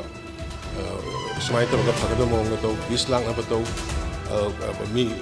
ꯀꯧꯁꯜꯂꯨ ꯎꯅꯧ ꯑꯗꯨꯒꯨꯝꯕ ꯃꯌꯥꯝ ꯑꯗꯨꯝ ꯇꯧꯕꯗꯤ ꯑꯗꯨꯅ ꯀꯩꯅꯣꯝꯃ ꯃꯤ ꯑꯃ ꯎꯅꯕꯒꯤꯗꯃꯛꯇ ꯍꯥꯎꯁꯇ ꯀꯩꯗ ꯄꯨꯟꯅꯒ ꯂꯦꯞꯄꯗꯨ ꯃꯗꯨ ꯑꯩꯈꯣꯏꯒꯤ ꯍꯥꯎꯁꯀꯤ ꯗꯤꯒꯅꯤꯇꯤ ꯍꯟꯕꯅꯤ ꯑꯗꯨꯅ ꯀꯩꯅꯣꯗ ꯑꯗꯨꯝ ꯑꯩꯈꯣꯏꯒꯤ ꯃꯌꯥꯝ ꯃꯦꯝꯕꯔꯁꯤꯡ ꯎꯅꯒꯦ ꯍꯥꯏꯕꯗ ꯑꯗꯨꯝ ꯃꯥꯒꯤ ꯀꯩꯅꯣ ꯇꯥꯏꯃꯤꯡ ꯂꯩꯔꯒꯗꯤ ꯑꯗꯨꯝ ꯁꯣꯏꯗꯅ ꯌꯥꯔꯛꯀꯅꯤꯅ ꯑꯗꯨꯃꯥꯏꯅ ꯊꯝꯖꯒꯦ ꯑꯗꯨꯒ ꯑꯃꯅ ꯁꯥꯔ ꯑꯣꯅꯔꯦꯕꯜ ꯃꯦꯝꯕꯔ ꯂꯣꯀꯦꯁꯣꯔꯒꯤ ꯂꯣ ꯑꯦꯟ ꯑꯣꯔꯗꯔ ꯐꯦꯜ ꯑꯣꯏ ꯍꯣꯏ ꯂꯣ ꯑꯦꯟ ꯑꯣꯔꯗꯔ ꯍꯥꯏꯅ ꯂꯧꯔꯒꯗꯤ ꯐꯦꯜ ꯑꯣꯏꯔꯦ ꯕꯠ ꯁꯤꯒꯤ ꯏꯁꯨꯁꯤꯃꯛꯀꯤ ꯂꯣ ꯑꯦꯟ ꯑꯣꯔꯗꯔꯗꯒꯤ ꯍꯦꯟꯕ ꯌꯥꯝꯅ ꯀꯟꯐ꯭ꯂꯤꯛ ꯑꯃꯅꯤ ꯁꯤꯒꯤ ꯇꯁꯦꯡꯅ ꯍꯥꯏꯔꯒꯗꯤ ꯂꯥꯟ ꯃꯆꯥ ꯑꯃꯅꯤ ꯅꯣꯡꯃꯩ ꯄꯥꯏꯔꯒ ꯃꯤꯒꯤ ꯁꯦ ꯏꯖꯔꯦꯜꯗ ꯇꯧꯔꯤꯕ ꯍꯃꯥꯁ ꯀꯥꯡꯕꯨꯗꯨꯅ ꯌꯨꯝ ꯆꯪꯉꯒ ꯀꯥꯞꯄ ꯇꯧꯕꯗꯣ ꯃꯤꯒꯤ ꯄꯤꯛꯅꯤꯛ ꯇꯧꯔꯤꯉꯩꯗ ꯂꯥꯛꯑꯒ ꯀꯥꯞꯄ ꯑꯩꯈꯣꯏ ꯏꯆꯝ ꯆꯝꯅ ꯇꯨꯝꯃꯒ ꯂꯩꯖꯕꯁꯤꯡꯗ ꯔꯦꯂꯤꯗꯨꯒꯤ ꯅꯃꯥꯗ ꯃꯤꯡ ꯇꯧꯔꯒ ꯂꯥꯟꯗꯥꯔꯛꯈꯤꯕꯅꯤ ꯅꯣꯡꯃꯩ ꯄꯥꯏꯕ ꯀꯥꯡꯕꯨꯅ ꯑꯗꯨꯅ ꯃꯁꯤꯗꯤ ꯌꯥꯝꯅ ꯃꯤ ꯂꯣ ꯑꯦꯟ ꯑꯣꯔꯗꯔꯃꯛ ꯇꯧꯅ ꯂꯥꯏꯅ ꯂꯣ ꯑꯦꯟ ꯑꯣꯔꯗꯔ ꯂꯥꯏ ꯍꯥꯏꯕ ꯅꯠꯇꯦ ꯕꯠ ꯁꯤꯒꯤ ꯏꯁꯨꯁꯤꯗꯤ ꯈꯤꯇꯪ ꯗꯤꯄꯔ ꯆꯠꯍꯟꯅꯤꯡꯉꯤ ꯑꯗꯨꯅ ꯃꯁꯤꯗꯤ ꯑꯩꯈꯣꯏ ꯃꯌꯥꯝ ꯄꯨꯟꯅ ꯇꯧꯔꯀꯥꯟꯗ ꯂꯣꯏꯁꯤꯟꯒꯗꯕ ꯄꯣꯠꯅꯤ ꯑꯩꯈꯣꯏ ꯃꯌꯥꯝ ꯄꯨꯟꯅ ꯍꯣꯠꯅꯔꯀꯥꯟꯗ ꯁꯣꯂꯨꯁꯟ ꯄꯣꯔꯛꯀꯗꯕ ꯄꯣꯠꯅꯤ ꯑꯗꯨꯅ ꯂꯣ ꯑꯦꯟ ꯑꯣꯔꯗꯔꯒꯤꯗꯗꯤ ꯑꯩꯈꯣꯏ ꯌꯥꯝ ꯀꯟꯅ ꯍꯧꯖꯤꯛ ꯍꯣꯠꯅꯔꯤ ꯄꯩꯁꯥ ꯈꯥꯏꯕ ꯈꯣꯠꯄ ꯇꯧꯔꯤꯕ ꯃꯌꯥꯝꯅ ꯋꯥꯔꯤꯕ ꯃꯌꯥꯝꯁꯦ ꯑꯩꯈꯣꯏꯁꯨ ꯐꯝꯕ ꯉꯝꯗ꯭ꯔꯦ ꯇꯥꯕ ꯉꯝꯗ꯭ꯔꯦ ꯑꯗꯨꯅ ꯑꯩ ꯅꯍꯥꯟꯁꯨ ꯑꯦꯗꯚꯥꯏꯖꯔꯁꯨ DGꯁꯨ ꯍꯥꯏꯕꯅꯤ ꯈꯔ ꯀꯟꯅ ꯆꯦꯛꯁꯤꯟꯅ ꯇꯧꯗ꯭ꯔꯗꯤꯅ ꯑꯃꯅ ꯉꯁꯥꯏꯒꯤ ꯑꯥꯔꯇꯤꯀꯜ 56, 55ꯅ ꯇꯧꯕꯗꯨ ꯒꯣꯔꯃꯦꯟꯠ ꯏꯟꯗꯤꯌꯥꯒꯤ ꯃꯅꯨꯡꯗ ꯂꯩꯕ ꯒꯣꯔꯃꯦꯟꯠꯅꯤꯅ ꯑꯗꯨ ꯏꯟꯇꯔꯅꯦꯜꯂꯤ ꯑꯦꯔꯦꯟꯖꯃꯦꯟ ꯑꯗꯨꯝ ꯇꯧꯅꯩ ꯁꯥꯔ ꯐꯣꯟꯗ ꯇꯧꯔꯒ ꯑꯩꯉꯣꯟꯗ ꯁꯤꯅꯤꯀꯣ ꯇꯧꯔꯤꯁꯦ ꯃꯩꯇꯩ ꯑꯃꯗꯤ ꯀꯨꯀꯤꯅ ꯇ꯭ꯔꯥꯏꯕ ꯑꯅꯤꯒꯤ ꯃꯃꯤꯡꯗ ꯆꯠꯂꯝꯅꯤꯅ ꯅꯪꯅ CM ꯑꯣꯏꯔꯒꯁꯨ ꯃꯩꯇꯩ ꯑꯣꯏꯔꯨꯕꯅꯤꯅ ꯅꯪꯒꯤ ꯄꯣꯠꯁꯦ ꯅꯪ ꯑꯦꯗꯚꯥꯏꯖꯔ ꯍꯥꯞꯄꯛꯑꯅꯤ ꯑꯗꯨ ꯇꯧꯔꯒ ꯃꯥꯒꯤ ꯃꯈꯥꯗ ꯆꯠꯍꯟꯁꯤ ꯁꯥꯏꯠ ꯂꯧꯕ ꯃꯥꯟꯗꯅꯕ ꯁꯥꯏꯠ ꯂꯧꯋꯦꯅ ꯂꯧꯗꯅꯕ ꯅꯪꯅ CM ꯑꯣꯏꯔꯒ ꯅꯪꯅ ꯍꯣꯝ ꯄꯥꯏꯔꯒ ꯑꯗꯨꯝ ꯇꯧ ꯂꯩꯔꯒꯗꯤ ꯍꯥꯏꯔꯤꯕ ꯄꯣꯠꯁꯤ ꯀꯣꯃꯨꯅꯦꯜ ꯂꯣꯝꯗ ꯆꯠꯂꯒꯗꯤ ꯑꯩꯒꯤ ꯃꯊꯛꯇꯁꯨ ꯔꯤꯄꯣꯔꯠꯁꯤ ꯈꯔ ꯄꯤꯁꯟꯕꯖꯥꯠꯅꯤ ꯂꯥꯟꯅ ꯑꯗꯨ ꯇꯧꯏ ꯑꯗꯥ ꯇꯧꯏ ꯍꯦꯟꯅ ꯑꯩꯈꯣꯏꯅ ꯑꯦꯇꯦꯛ ꯇꯧꯕꯗꯧꯅ ꯃꯇꯝꯗꯨꯒꯤ ꯔꯤꯄꯣꯔꯠ ꯍꯥꯏꯇꯥꯔꯦ ꯑꯦꯖꯦꯟꯁꯤꯁꯤꯡꯒꯤ ꯑꯗꯨꯃꯥꯏꯅ ꯇꯧꯔꯀꯥꯟꯗ ꯑꯩꯉꯣꯟꯗꯒꯤ ꯍꯧꯖꯤꯛꯁꯤ ꯃꯌꯥꯝ ꯑꯣꯔꯗꯔ ꯀꯣꯄꯤꯗꯨꯁꯨ ꯄꯤꯔꯝꯒꯅꯤ ꯑꯦꯅꯤ ꯁꯦꯀꯨꯔꯤꯇꯤ ꯃꯤꯇꯤꯡ ꯁ꯭ꯇꯦꯠꯁꯤꯒꯤ ꯁꯦꯀꯨꯔꯤꯇꯤ ꯀꯔꯤꯒꯤ ꯃꯤꯇꯤꯡꯁꯤ ꯁꯤꯌꯥꯔ ꯇꯧꯗꯣꯏꯁꯤ ꯑꯦꯗꯚꯥꯏꯖꯔꯅ ꯁꯤꯌꯥꯔ ꯇꯧꯒꯅꯤ ꯑꯗꯨꯒ CMꯅ ꯀꯔꯤꯒꯨꯝꯕ ꯃꯇꯝꯗ ꯇꯧꯅꯤꯡꯉꯒꯗꯤ ꯇꯧꯕ ꯌꯥꯏ ꯍꯥꯏꯕꯅꯤ ꯃꯗꯨꯃꯅ ꯑꯣꯊꯣꯔꯤꯇꯤꯌꯥꯟ ꯑꯣꯏꯅ ꯇꯧꯕꯗꯤ ꯅꯠꯇꯕ ꯑꯗꯨꯕꯨ ꯑꯩ ꯁ꯭ꯇꯦꯠꯁꯤꯒꯤ ꯂꯩꯔꯛꯏꯕ ꯃꯌꯥꯝꯒꯤ ꯑꯋꯥ ꯑꯅꯥ ꯍꯧꯖꯤꯛꯀꯤ ꯃꯇꯝꯒꯤ ꯃꯇꯨꯡ ꯏꯟꯅ ꯑꯩ ꯑꯗꯨꯝ ꯏꯟꯇꯔꯚꯦꯟ ꯇꯧꯏ ꯑꯩꯅ ꯍꯥꯏꯕ ꯌꯥꯕ ꯑꯩꯅ ꯇꯧꯕ ꯌꯥꯕ ꯑꯗꯨꯝ ꯃꯇꯦꯡ ꯄꯥꯡꯉꯤ ꯌꯥꯔꯤꯉꯩ ꯂꯥꯏꯐ ꯑꯦꯟ ꯄ꯭ꯔꯣꯄꯔꯇꯤ ꯉꯥꯛꯅꯅꯕ ꯑꯗꯨ ꯃꯔꯨ ꯑꯣꯏꯅ ꯑꯥꯔꯇꯤꯀꯜ 355 ꯆꯠꯅꯔꯁꯨ ꯆꯠꯅꯗ꯭ꯔꯁꯨ ꯑꯩꯉꯣꯟꯗꯒꯤ CMꯗꯒꯤ ꯍꯣꯝꯒꯤ ꯃꯤꯟꯁ ꯂꯣ ꯑꯦꯟ ꯑꯣꯔꯗꯔꯒꯤ ꯗꯤꯜ ꯇꯧꯒꯗꯕ ꯄꯥꯔꯠ ꯑꯃꯗꯤ ꯂꯧꯊꯣꯛꯈ꯭ꯔꯦ ꯌꯥꯝ ꯀ꯭ꯂꯤꯌꯥꯔ ꯑꯣꯏꯔꯦ ꯑꯦꯗꯚꯥꯏꯖꯔꯒꯤ ꯃꯈꯥꯗ ꯇꯧꯔꯀꯥꯟꯗ ꯆꯠꯅꯗꯦ ꯍꯥꯏꯔꯤꯁꯤꯅꯤ ꯆꯠꯅꯗꯦ ꯍꯥꯏꯈ꯭ꯔꯦ ꯑꯩꯅ ꯆꯠꯅꯗꯦ 355 ꯆꯠꯅꯕ ꯂꯩꯇꯦ ꯑꯣꯔꯗꯔ ꯊꯣꯛꯂꯛꯀꯅꯤ 355 ꯆꯠꯅ ꯇꯥꯔꯗꯤ ꯑꯣꯔꯗꯔ ꯊꯣꯛꯂꯛꯀꯅꯤ ꯑꯣꯔꯗꯔ ꯂꯩꯇꯦ ꯑꯗꯨꯅ ꯑꯩꯉꯣꯟꯗꯒꯤ ꯆꯤꯌꯔꯃꯦꯟ ꯂꯧꯊꯣꯛꯑꯦ ꯌꯨꯅꯤꯐꯥꯏꯠ ꯀꯃꯥꯟꯒꯤꯗꯤ ꯑꯣꯔꯗꯔ ꯂꯩꯔꯦꯗꯅ ꯑꯗꯨꯅ ꯍꯧꯖꯤꯛꯀꯤ ꯂꯩꯔꯤꯕ ꯂꯣ ꯑꯦꯟ ꯑꯣꯔꯗꯔꯒꯤ ꯀꯔꯤꯒꯤꯁꯤ ꯑꯦꯗꯚꯥꯏꯖꯔꯒꯤ ꯃꯈꯥꯗ ꯑꯌꯥꯝꯕ ꯇꯧꯏ ꯑꯗꯨꯕꯨ ꯍꯥꯏꯅꯤꯕꯔꯅ ꯍꯥꯏꯔꯤꯕ ꯑꯩꯅ ꯀꯧꯅꯤꯡꯕ ꯃꯤꯇꯤꯡ ꯀꯧꯕꯗ ꯑꯊꯤꯡꯕꯗꯤ ꯂꯩꯇꯦ ꯑꯗꯨꯝ ꯁꯤꯃ ꯑꯩ ꯁꯦꯝꯗꯣꯛꯆꯒꯦ ꯑꯗꯒꯤ ꯉꯁꯥꯏꯒꯤ ꯁꯦꯟꯇ꯭ꯔꯦꯜ ꯐꯣꯔꯁꯦꯁꯁꯤꯡꯒꯤ ꯗ꯭ꯌꯨꯇꯤꯁꯤ ꯍꯣꯏ ꯁꯦꯟꯇ꯭ꯔꯦꯜ ꯐꯣꯔꯁꯦꯁꯁꯤ ꯑꯩꯈꯣꯏꯒꯤ ꯁ꯭ꯇꯦꯠꯁꯤꯗ ꯃꯣꯏ ꯑꯦꯁꯤꯁ ꯇꯧꯕ ꯂꯥꯛꯄꯅꯤ ꯒꯣꯔꯃꯦꯟꯒꯤ ꯃꯈꯥꯗ ꯂꯩꯒꯗꯕꯅꯤ ꯑꯗꯨ ꯌꯥꯝ ꯐꯖꯅ DG ꯑꯗꯨꯒ ꯑꯦꯗꯚꯥꯏꯖꯔ ꯂꯩꯔꯤꯕ ADG ꯃꯣꯏ ꯃꯌꯥꯝ ꯀꯣꯑꯣꯔꯗꯤꯅꯦꯠ ꯇꯧꯔꯒ ꯐꯖꯅ ꯍꯧꯖꯤꯛ ꯚꯜꯅꯔꯦꯕꯜ ꯑꯦꯔꯤꯌꯥ ꯑꯌꯥꯝꯕ ꯂꯣꯏꯅ ꯀꯣꯚꯔ ꯇꯧꯈ꯭ꯔꯦ ꯕꯐꯔ ꯖꯣꯟ ꯑꯅ ꯉꯁꯥꯏ ꯑꯃ ꯄꯟꯕꯤꯈꯤꯕꯗꯨ ꯑꯩꯈꯣꯏ ꯄꯨꯂꯤꯁꯀꯤ ꯑꯣꯐꯤꯁꯤꯌꯦꯜ ꯇ꯭ꯋꯤꯇꯔꯗꯁꯨ ꯀ꯭ꯂꯦꯔꯤꯐꯥꯏ ꯇꯧꯈ꯭ꯔꯕꯅꯤ ꯃꯅꯤꯄꯨꯔꯗ ꯍꯧꯖꯤꯛ ꯕꯐꯔ ꯖꯣꯟ ꯍꯥꯏꯕ ꯂꯩꯇꯦ ꯑꯣꯡꯂꯤ ꯚꯜꯅꯔꯦꯕꯜ ꯑꯦꯔꯤꯌꯥ ꯑꯗꯨꯒ ꯁꯦꯟꯁꯤꯇꯤꯚ ꯑꯣꯏꯕ ꯑꯦꯔꯤꯌꯥ ꯍꯥꯏꯅ ꯈꯥꯏꯗꯣꯛꯑꯀꯥꯟꯗ ꯑꯩꯈꯣꯏꯅ ꯁꯤꯐꯥꯏꯁꯤꯡꯁꯨ ꯄꯣꯁ ꯇꯧꯕꯅꯤ ꯉꯔꯥꯡꯃꯛꯇ ꯉꯁꯥꯏ ꯑꯣꯅꯔꯦꯕꯜ ꯃꯦꯝꯕꯔ ꯂꯣꯀꯦꯁꯣꯔꯅ ꯇꯝꯈꯤꯕ ꯑꯁꯤꯒꯤ ꯗꯣꯂꯥꯏ ꯊꯥꯕꯤ ꯁꯣꯔꯤ ꯌꯥꯏꯉꯪꯄꯣꯛꯄꯤꯒꯤꯗꯨ ꯃꯣꯏ ꯀꯨꯀꯤ ꯃꯤꯂꯤꯇꯦꯟꯁꯤꯡ ꯅꯠꯇꯦ ꯃꯩꯔꯥ ꯄꯥꯏꯕꯤꯁꯤꯡ ꯀꯦꯝ ꯁꯥꯗꯣꯔꯦ ꯇꯧꯔꯀꯥꯟꯗ ꯑꯩꯈꯣꯏꯒꯤ ꯀꯨꯀꯤ ꯏꯆꯦꯁꯤꯡ ꯃꯌꯥꯝ ꯂꯥꯛꯑꯀꯥꯟꯗ ꯁꯥꯕ ꯌꯥꯔꯣꯏ ꯍꯥꯏꯗꯅ ꯃꯗꯨꯒꯤ ꯑꯦꯖꯤꯇꯦꯁꯟ ꯑꯃ ꯇꯧꯕꯅꯦ ꯑꯩꯈꯣꯏ ꯐꯖꯅ ꯀꯨꯞꯅ ꯑꯥꯗ ꯄꯨꯂꯤꯁꯁꯤꯡ ꯊꯥꯖꯤꯟ ꯈꯣꯠꯆꯤꯟꯗꯅ ꯇꯧꯔꯀꯥꯟꯗ ꯃꯗꯨꯒꯤ ꯄꯥꯎ ꯂꯧꯔꯦ ꯑꯩꯈꯣꯏ ꯁꯣꯝꯒꯤꯁꯨ ꯉꯥꯏꯍꯥꯛ ꯂꯩꯇꯅ ꯀꯅꯥ ꯈꯪꯅꯤ ꯄꯤꯄ ꯈꯔ ꯀꯥꯞꯄ ꯈꯣꯠꯄ ꯌꯥꯎꯕꯗꯨ ꯍꯧꯖꯤꯛꯀꯤ ꯍꯥꯏꯔꯤꯕ ꯆꯤꯡꯒꯤ ꯃꯊꯛ ꯑꯅꯤꯁꯤꯗ ꯁꯥꯔꯗꯤ ꯐꯅꯤꯅ ꯇꯧꯔꯀꯥꯟꯗ ꯑꯩꯈꯣꯏꯅ ꯃꯗꯨꯒꯤ ꯋꯥꯐꯝꯗꯨ ꯁꯥꯔꯁꯤꯅ ꯑꯩꯈꯣꯏ ꯗꯤꯁꯤꯖꯟ ꯂꯧꯔꯒ ꯇꯧꯕꯅꯤ ꯑꯗꯨꯅ ꯁꯥꯔ ꯏꯜꯂꯤꯒꯦꯜ ꯃꯥꯏꯒ꯭ꯔꯦꯟꯒꯤ ꯃꯇꯥꯡꯗꯗꯤ ꯔꯦꯀꯣꯔꯠ ꯑꯣꯅꯔꯦꯕꯜ ꯃꯦꯝꯕꯔꯁꯤꯡꯗ ꯑꯩ ꯏꯟ ꯔꯤꯇꯟ ꯂꯣꯏꯅ ꯄꯤꯖꯒꯦ ꯃꯦꯝꯕꯔꯁꯤꯡꯗ ꯍꯧꯖꯤꯛ ꯐꯥꯎꯕꯗ ꯀꯌꯥ ꯆꯪꯉꯛꯈ꯭ꯔꯦ ꯀꯌꯥ ꯗꯤꯇꯦꯛ ꯇꯧꯔꯦ ꯗꯤꯇꯦꯛ ꯇꯧꯕ ꯍꯧꯕꯗ ꯉꯥꯏꯔꯤ ꯁ꯭ꯄꯤꯀꯔ ꯁꯥꯔ ꯈꯨꯟ 94ꯃꯨꯛꯇ ꯉꯥꯏꯔꯤꯕ ꯑꯩꯈꯣꯏꯅ ꯗꯤꯇꯦꯛ ꯇꯧꯕ ꯁꯤꯗꯤ ꯈꯨꯟ ꯃꯌꯥꯝ ꯑꯃ ꯆꯪꯉꯒ ꯇꯧꯔꯛꯀꯗꯕꯅꯤꯅ ꯏꯅꯤꯁꯤꯌꯦꯜ ꯁ꯭ꯇꯦꯖꯇꯅꯤ ꯑꯩꯈꯣꯏ ꯏꯔꯥꯡꯁꯤ ꯂꯥꯛꯄꯗꯩ ꯇꯣꯛꯈ꯭ꯔꯤꯁꯤ 2,940 ꯐꯪꯕ ꯍꯧꯔꯛꯄ ꯑꯗꯒꯤ ꯆꯨꯔꯆꯥꯟꯄꯨꯔꯗꯒꯤ 190 ꯑꯃ ꯗꯤꯇꯦꯛ ꯇꯧꯔꯨꯕ ꯑꯗꯨꯒꯤ ꯇꯧꯔꯨꯕꯗꯨꯗꯒꯤꯅꯦꯕ ꯍꯧꯔꯛꯈ꯭ꯔꯤꯁꯤ ꯑꯗꯨꯒ ꯈꯨꯜ ꯑꯅꯧꯕ ꯆꯣꯡꯊꯣꯛꯏꯕ ꯈꯣꯠꯇꯣꯛꯏꯕ ꯃꯌꯥꯝꯁꯦ ꯑꯩꯈꯣꯏꯅ ꯁꯔꯚꯦ ꯍꯧꯔꯛꯄ ꯃꯇꯝꯗꯅꯤ ꯑꯗꯨꯅ ꯂꯣꯏ ꯊꯤꯡꯅꯔꯕ ꯍꯧꯖꯤꯛ ꯏꯔꯥꯡꯁꯤꯅ ꯑꯗꯨꯅ ꯃꯗꯨꯒꯤ ꯑꯩꯈꯣꯏ ꯍꯧꯖꯤꯛ ꯑꯅꯧꯕ ꯆꯪꯉꯛꯄꯁꯤꯡꯗꯤ ꯑꯩꯈꯣꯏ ꯀꯩꯅꯣꯗ ꯀꯝꯖꯣꯡꯗ ꯃꯣꯔꯦꯗ ꯃꯤ ꯊꯝꯃꯀꯥꯟꯗ ꯑꯣꯐꯤꯁꯤꯌꯦꯜꯁꯤꯡ ꯊꯝꯃꯀꯥꯟꯗ ꯑꯔꯥꯛꯄꯁꯤꯡ ꯕꯥꯏꯑꯣꯃꯦꯇ꯭ꯔꯤꯛ ꯂꯧꯗꯅ ꯑꯗꯨꯒ ꯑꯥꯏ ꯁ꯭ꯀꯦꯟ ꯂꯧꯗꯅ ꯈꯣꯠꯇꯅ ꯍꯌꯦꯡ ꯏꯟꯗꯤꯌꯥꯒꯤ ꯁꯤꯇꯤꯖꯟ ꯑꯣꯏꯕ ꯌꯥꯗꯅꯕ ꯑꯙꯥꯔ ꯀꯥꯔꯗ ꯀꯩꯒꯤ ꯄꯥꯏꯔꯒ ꯏꯟꯗꯤꯌꯥꯟ ꯁꯤꯇꯤꯖꯟꯅꯦꯅ ꯍꯥꯏꯕ ꯌꯥꯗꯅꯕꯒꯤ ꯁꯤꯁꯇꯦꯝꯗꯣ ꯌꯥꯝ ꯀꯟꯅ ꯆꯠꯊꯖꯔꯤ ꯍꯥꯏꯗꯅ ꯑꯩ ꯊꯝꯖꯒꯦ ꯁꯥꯔ Honorable Member Megagi ngasai fail to promote protect properties and the life. Hoi, di thongna di irang sina ekhoi madu deny to bungamoi. Mathoi mangri ba khari ba mayam ama leiri ba mayam si ekhoi yamna nuai to ba potni moi bugi ko si lan thung ngak ko ngamode. ꯑꯗꯨꯒ ꯍꯧꯖꯤꯛꯇꯤ ꯌꯥꯔꯤꯈꯩ ꯑꯩꯈꯣꯏ ꯃꯤꯁꯤꯃꯤꯅꯥ ꯌꯥꯎꯗꯅꯕ life ꯃꯥꯡꯗꯅꯕ property ꯀꯔꯤ ꯃꯥꯡꯗꯅꯕ ꯍꯥꯏꯅ ꯑꯩꯈꯣꯏ security ꯑꯀꯟꯕ ꯆꯦꯛꯁꯤꯟ ꯊꯧꯔꯥꯡ ꯌꯥꯝ ꯀꯟꯅ ꯂꯧꯈꯠꯂꯦ ꯑꯗꯨꯒ ꯑꯩꯈꯣꯏ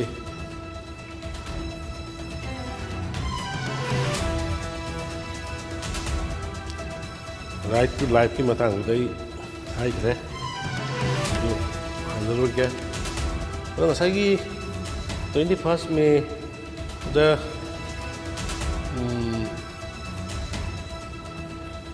intelligence failure ni kaina ai haiki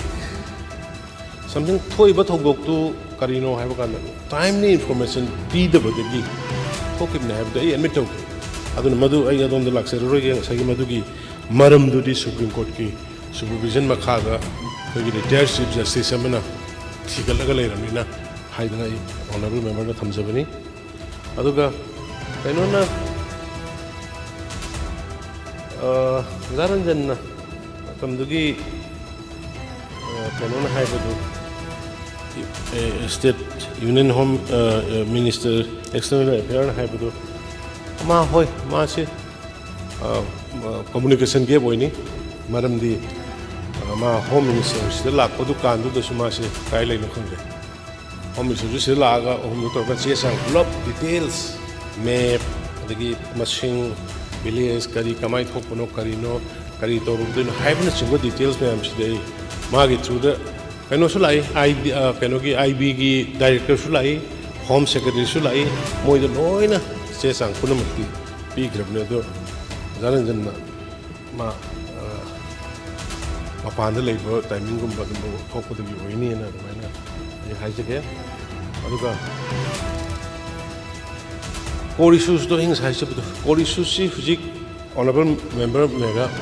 ꯑꯃꯗꯤ ꯃꯦꯝꯕꯔ ꯄꯨꯝꯅꯃꯛꯇ ꯀꯣꯔ ꯏꯁꯨꯁ ꯍꯥꯏꯁꯦ ꯉꯁꯥꯏꯒꯤꯗꯨꯅꯤ 1988 ꯑꯗꯨꯋꯥꯏꯗꯒꯤ ꯁꯝꯕꯟ ꯑꯝꯇ ꯈꯥꯗꯕꯅ ꯆꯪꯉꯛꯈꯤꯕ ꯃꯌꯥꯝꯁꯤꯅ ꯑꯩꯈꯣꯏꯒꯤ ꯍꯥꯟꯅ ꯂꯩꯖꯔꯤꯕ ꯑꯩꯈꯣꯏ ꯃꯌꯥꯝꯁꯤ ꯁꯣꯛꯂꯛꯄ ꯑꯩꯈꯣꯏ ꯃꯌꯥꯝꯁꯤ ꯄꯣꯄꯨꯂꯦꯁꯟꯗ ꯃꯣꯏꯒꯤ ꯍꯦꯟꯒꯠꯂꯛꯄ ꯑꯩꯈꯣꯏꯒꯤ ꯁꯣꯛꯂꯛꯄ ꯂꯣꯏꯅꯅ ꯔꯤꯖꯥꯔꯚ ꯐꯣꯔꯦꯁ ꯑꯃꯗꯤ ꯄ꯭ꯔꯣꯇꯦꯛꯇꯦꯠ ꯐꯣꯔꯦꯁ ꯃꯌꯥꯝ ꯊꯨꯒꯥꯏꯔꯛꯄ ꯄꯣꯄꯤ ꯇꯧꯔꯛꯄ ꯗ꯭ꯔꯒ ꯇꯧꯔꯛꯄ ꯁꯣ ꯃꯦꯅꯤ ꯊꯤꯡꯁ ꯁꯤꯅ ꯒ꯭ꯔꯥꯁ ꯔꯨꯠ ꯀꯣꯁꯅꯤ ꯑꯗꯨꯕꯨ ꯑꯩꯅ ꯉꯁꯥꯏ ꯀꯩꯅꯣꯒꯤ ꯑꯃ ꯀꯣꯔꯠꯀꯤ ꯄꯟꯖꯕꯗꯨꯗꯤ ꯏꯃꯤꯗꯤꯌꯦꯠ ꯑꯥꯎꯠꯕ꯭ꯔꯁ ꯑꯣꯏꯅꯕꯒꯤꯗꯤ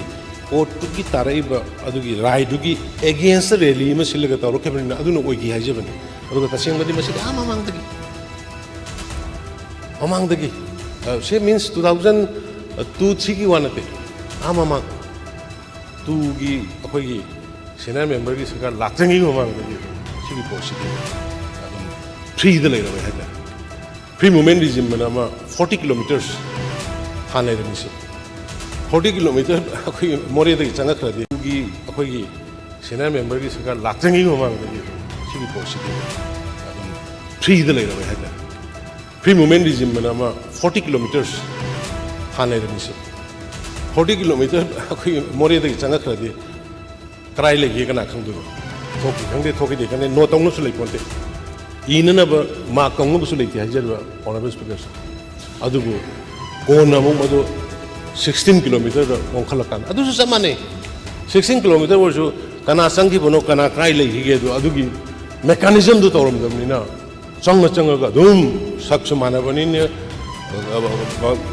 सक्सा युगसु माने धर्मसु माने लोई माने कनानो से आइडेंटिफाई गम मोगी लाइरि एम फोंगमने कुगी जो कनो है यूनिटी जो ऐसे यावी मधुगी लाइरिक तुदा मतम तुदा कोइना जालेंगम जो सिगी बुक से चुम थाई मोय प्रोफेसर अहुम खंग इबु सिगी लाइरिक सिदा मदु मतम दुगी सीनियर मेंबर ओइबिरिंग इदा 3 मेंबर बिल पुथोको मतम दुनी अदुगी लाइरिक तुदा मोयने इबु जि कराय इगे दा एनो सी करिंग व बेजियर सी एनआरसी की बेजियर सी 1951 ओइबा तारगदी 80% of the tribal population ja manipur दुगी आउट ओइने मोय लाइरिक सिदा जब मोयना अखोइना हाइबे नते 3 bills to give matang the Sigi light to the Langam Joe over like when you say 1951 in a kind of Bezier where 80% of the total tribal population said the name. But some Moigi light to the museum, copy the only. I know some might have gonna Adugumba Karakudung Tiba Tolpo Yare, Quise Tolakadore, Haina Kalubu the Gay. Okay, colleagues mayam honorable members mayam torkanda sigi thabukje horubunisa odo koi intention phattaba kana gi kari ta laibunate popi yan thalu soduni sai kumigre popi 2018 dagi ne hobje popi yan thap se one instruction torkanda se matama ma ubirangone yo sivamangda sosanpur bazar da roing amoi masidai da kapaga torkanda masidai da ta lairabo mayam ubirangone like honorable member Megan Habido. Sandy Lai had a horrend like a toilet. Sandy Lai and a phone have you absented. Sandy Lai and a media than Biro, yet they avoid the venom tone of it to talk with Mrs. Yori. Canano come to a hundred of later. I don't know Sandy Lai guys in hanging anger to see me living on. tuminna honagram ai no ai sa Guwahati chalaga tuminna ai Guwahati chalakanda asonge khoi honorable MLA sang khara unai tonga khangdana bo honabani boisu khangan binoen the civil society organization sinau singdu khara su nei boisu khangan binoen photo ka phande adu ai na hayang record oina mai toroga ina ama ka thandi ka madu go de ta wa to biraga hoji treat to bidna ai khoi phanade ai khoi sincere oina de ai khoi issue khangnade khangnabu su honade sai honorable senior member na hai gibido illegal migrant lai hai sibu ai Assam Rifle da hangi Assam Rifle bi officer na akoi kun cha ga ngai hai bi ko yong kaya house kamai to na kamai na mislead to ge jin bi niam se Manipur niam se do de Assam Rifle da kun cha ga ngai illegal migrant lai te hai bi hani do from the satellite mapping uttana village hengat machine uttana sahi pidana mafam pidana district pidana ullabado hoji bawda illegal migrant na koisi demographic imbalance wa hele se yadaba mi lai de Manipur that is the reason why sigi issue se thangda bane issue se samana na khamin na ba ya honorable Rahul Gandhi ne lakpire me appreciate war ba tawruba matam da lakpo do ai hakle ama kari hangbiram ke awana tarba relief ta leiri ba du unaraga kapminaraga emotion tor mo jakka leader social leader kharsu unaraga civil society me unaraga na ta government gi wapung mo officer sing unaraga kari no no issue sibo Manipur ki issue se what actually kamai thol kono sibo kamai to gono kari no hangbiram brane emotion ji de ha kap pe ha laure lan ji bo khoi thon bro lan ji kana na kamai to kono sibo mai khangbiram high court gi order ma khak schedule tribe mai te isi schedule tribe chanba chandaba gi matang da order ma thol ko gi Madugi rally do adugi against satada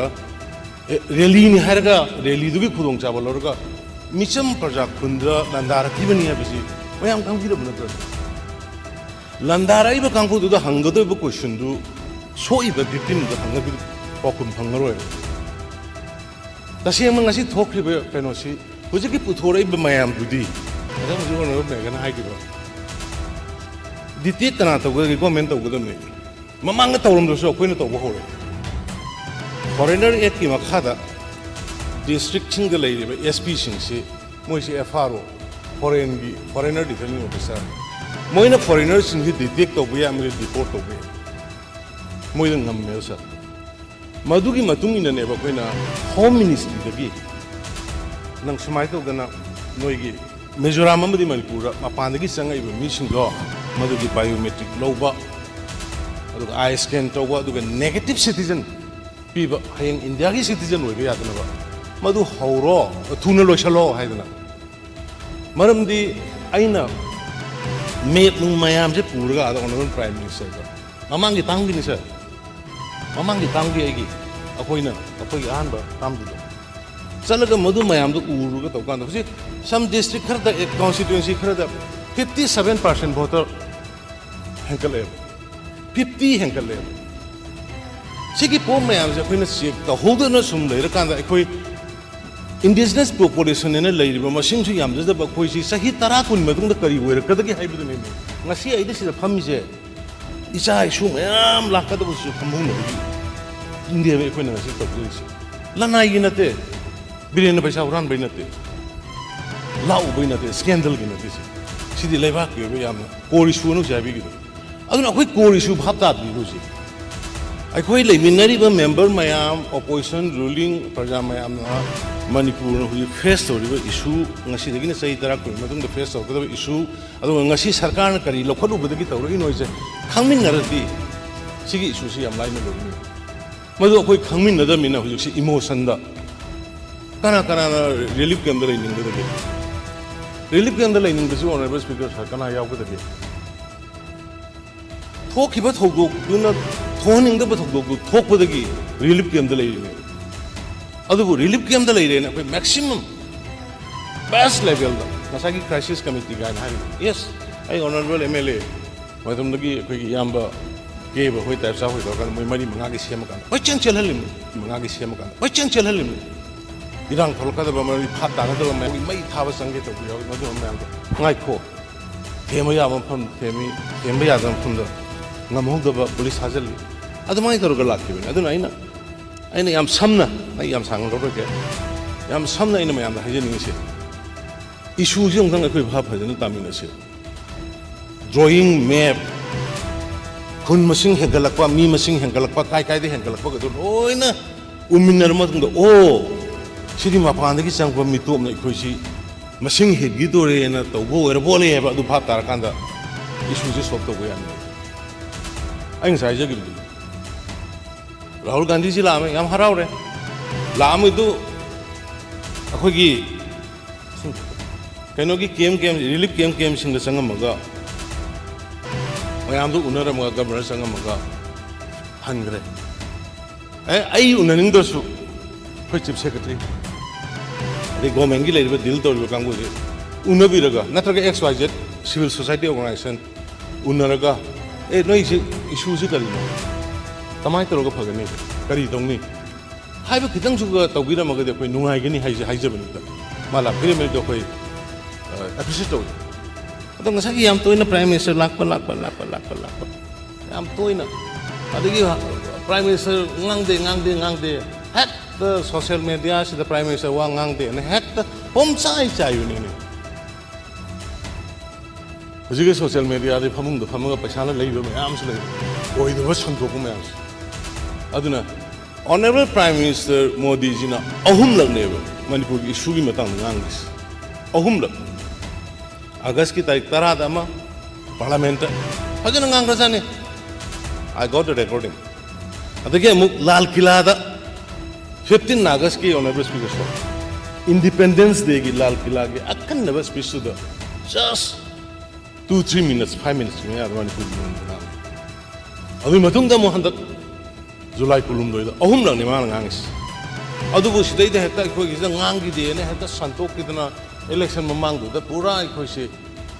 prime minister से पूरा हेता पूरा लोथोक पि हेता इकाय बि हाइदारे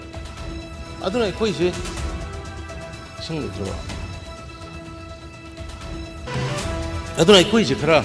issue से फजन मामुत तामिनबा म संगे लाइबा की issue ने सिदे opposition की नते रूलिंग की नते सिदा कोई कम्युनिटी की कोई जाति की लाइबा की इशू ने ए कोई गवर्नमेंट तौरी तो लाल हरगन लाल है कोई विड्रॉ तो अदुग हेक्ते सिदी पीसी हेता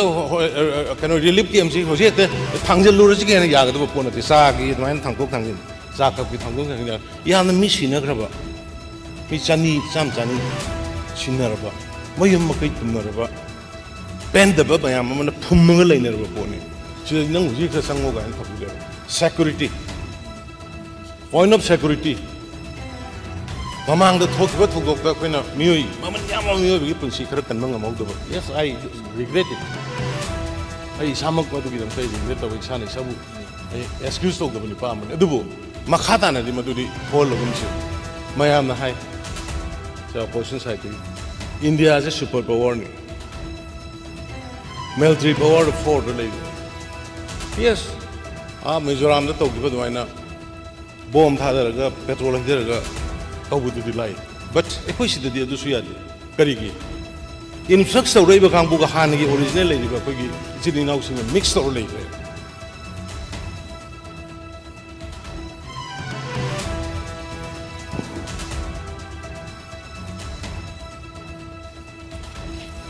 Illegally influxed Oreba Chinga Hanagi origin Lejaba. It's in house in Siga mixed or Madugi at random Kobusiadi Adugi Ladiba seriousness difficulties Adu Mayamdun Laidaganeva Equina security is low in Hana Tamaga Nakalani Maxi Indian Halaga tapno chi peace process hore ise kasai honorable members in habi giba akoi blueprint program akoi lay but government gi wina lay poni madu kana gomba kharan ai sai je bermane sabotage tong no hono ba mi su yaw du nate aduna madu gi pot mayam du akoi confidentially akoi su thambi aduga madu gi makhada ne akoi so many committees peace forum no hono speaker sir se phammi ba akoi honorable member Hilarious committee I na sangu budu no ayro ha the Hilarious committee gi chairman wer kanda member manga gi committee semaga khadana unana ba khona ba unaruba honorable MLA sing Delhi the salakanda central agency gi makada home ministry gi makada akhoi gi MLA gi representative kharaga asom gi sauri bari honorable MLA sing gi representative singa Delhi da unaluba Nagaland unaluba series of madugi events I'm going to madugi not that tarik loinale but adu madu exposed to buyadi manam de koina taledi conclusion ni piece to ni amana detect to budo koina tholai balansi sagi court ki dune adu main aina core issue haibudi ai koina nasai senior member na haigi badu maina koina committee ma seme maram the illegal migrants Myanmar on the Gisang like Passing Kantok Kadabanina Myanmar on the illegal migrants and is I am na Silly now Amadu Oibanina Adu the Hayang Maitaina chairman or so by a Samasakani Nagana chairman or so by a Samasakani sir let Pau Hokipu Honorable Minister Dubuma chairman Uhelaga Tigatpa Hobusida honorable member khomje adugi moigi cabinet subcommittee dugi makhada koi commissioner home yaw committee maga moi police ka yaw team maga so team maga le hide ba team si torkan honorable speaker sir koi tengnopol gi area da came to holaga khun nimthu mu one by one changa ga thiba hobune khun nimthu mu one by one changa ga thiba hobusida mioi lising ani ga samri ga marifu phangbane 2480 High but 2480 see a quick celebrity membership to Torkanda. The honorable member of the biometric log of Cotton Mayam sit Torkanda. Makhatana Satabamatanda, Biles when the Targali. Honorable members in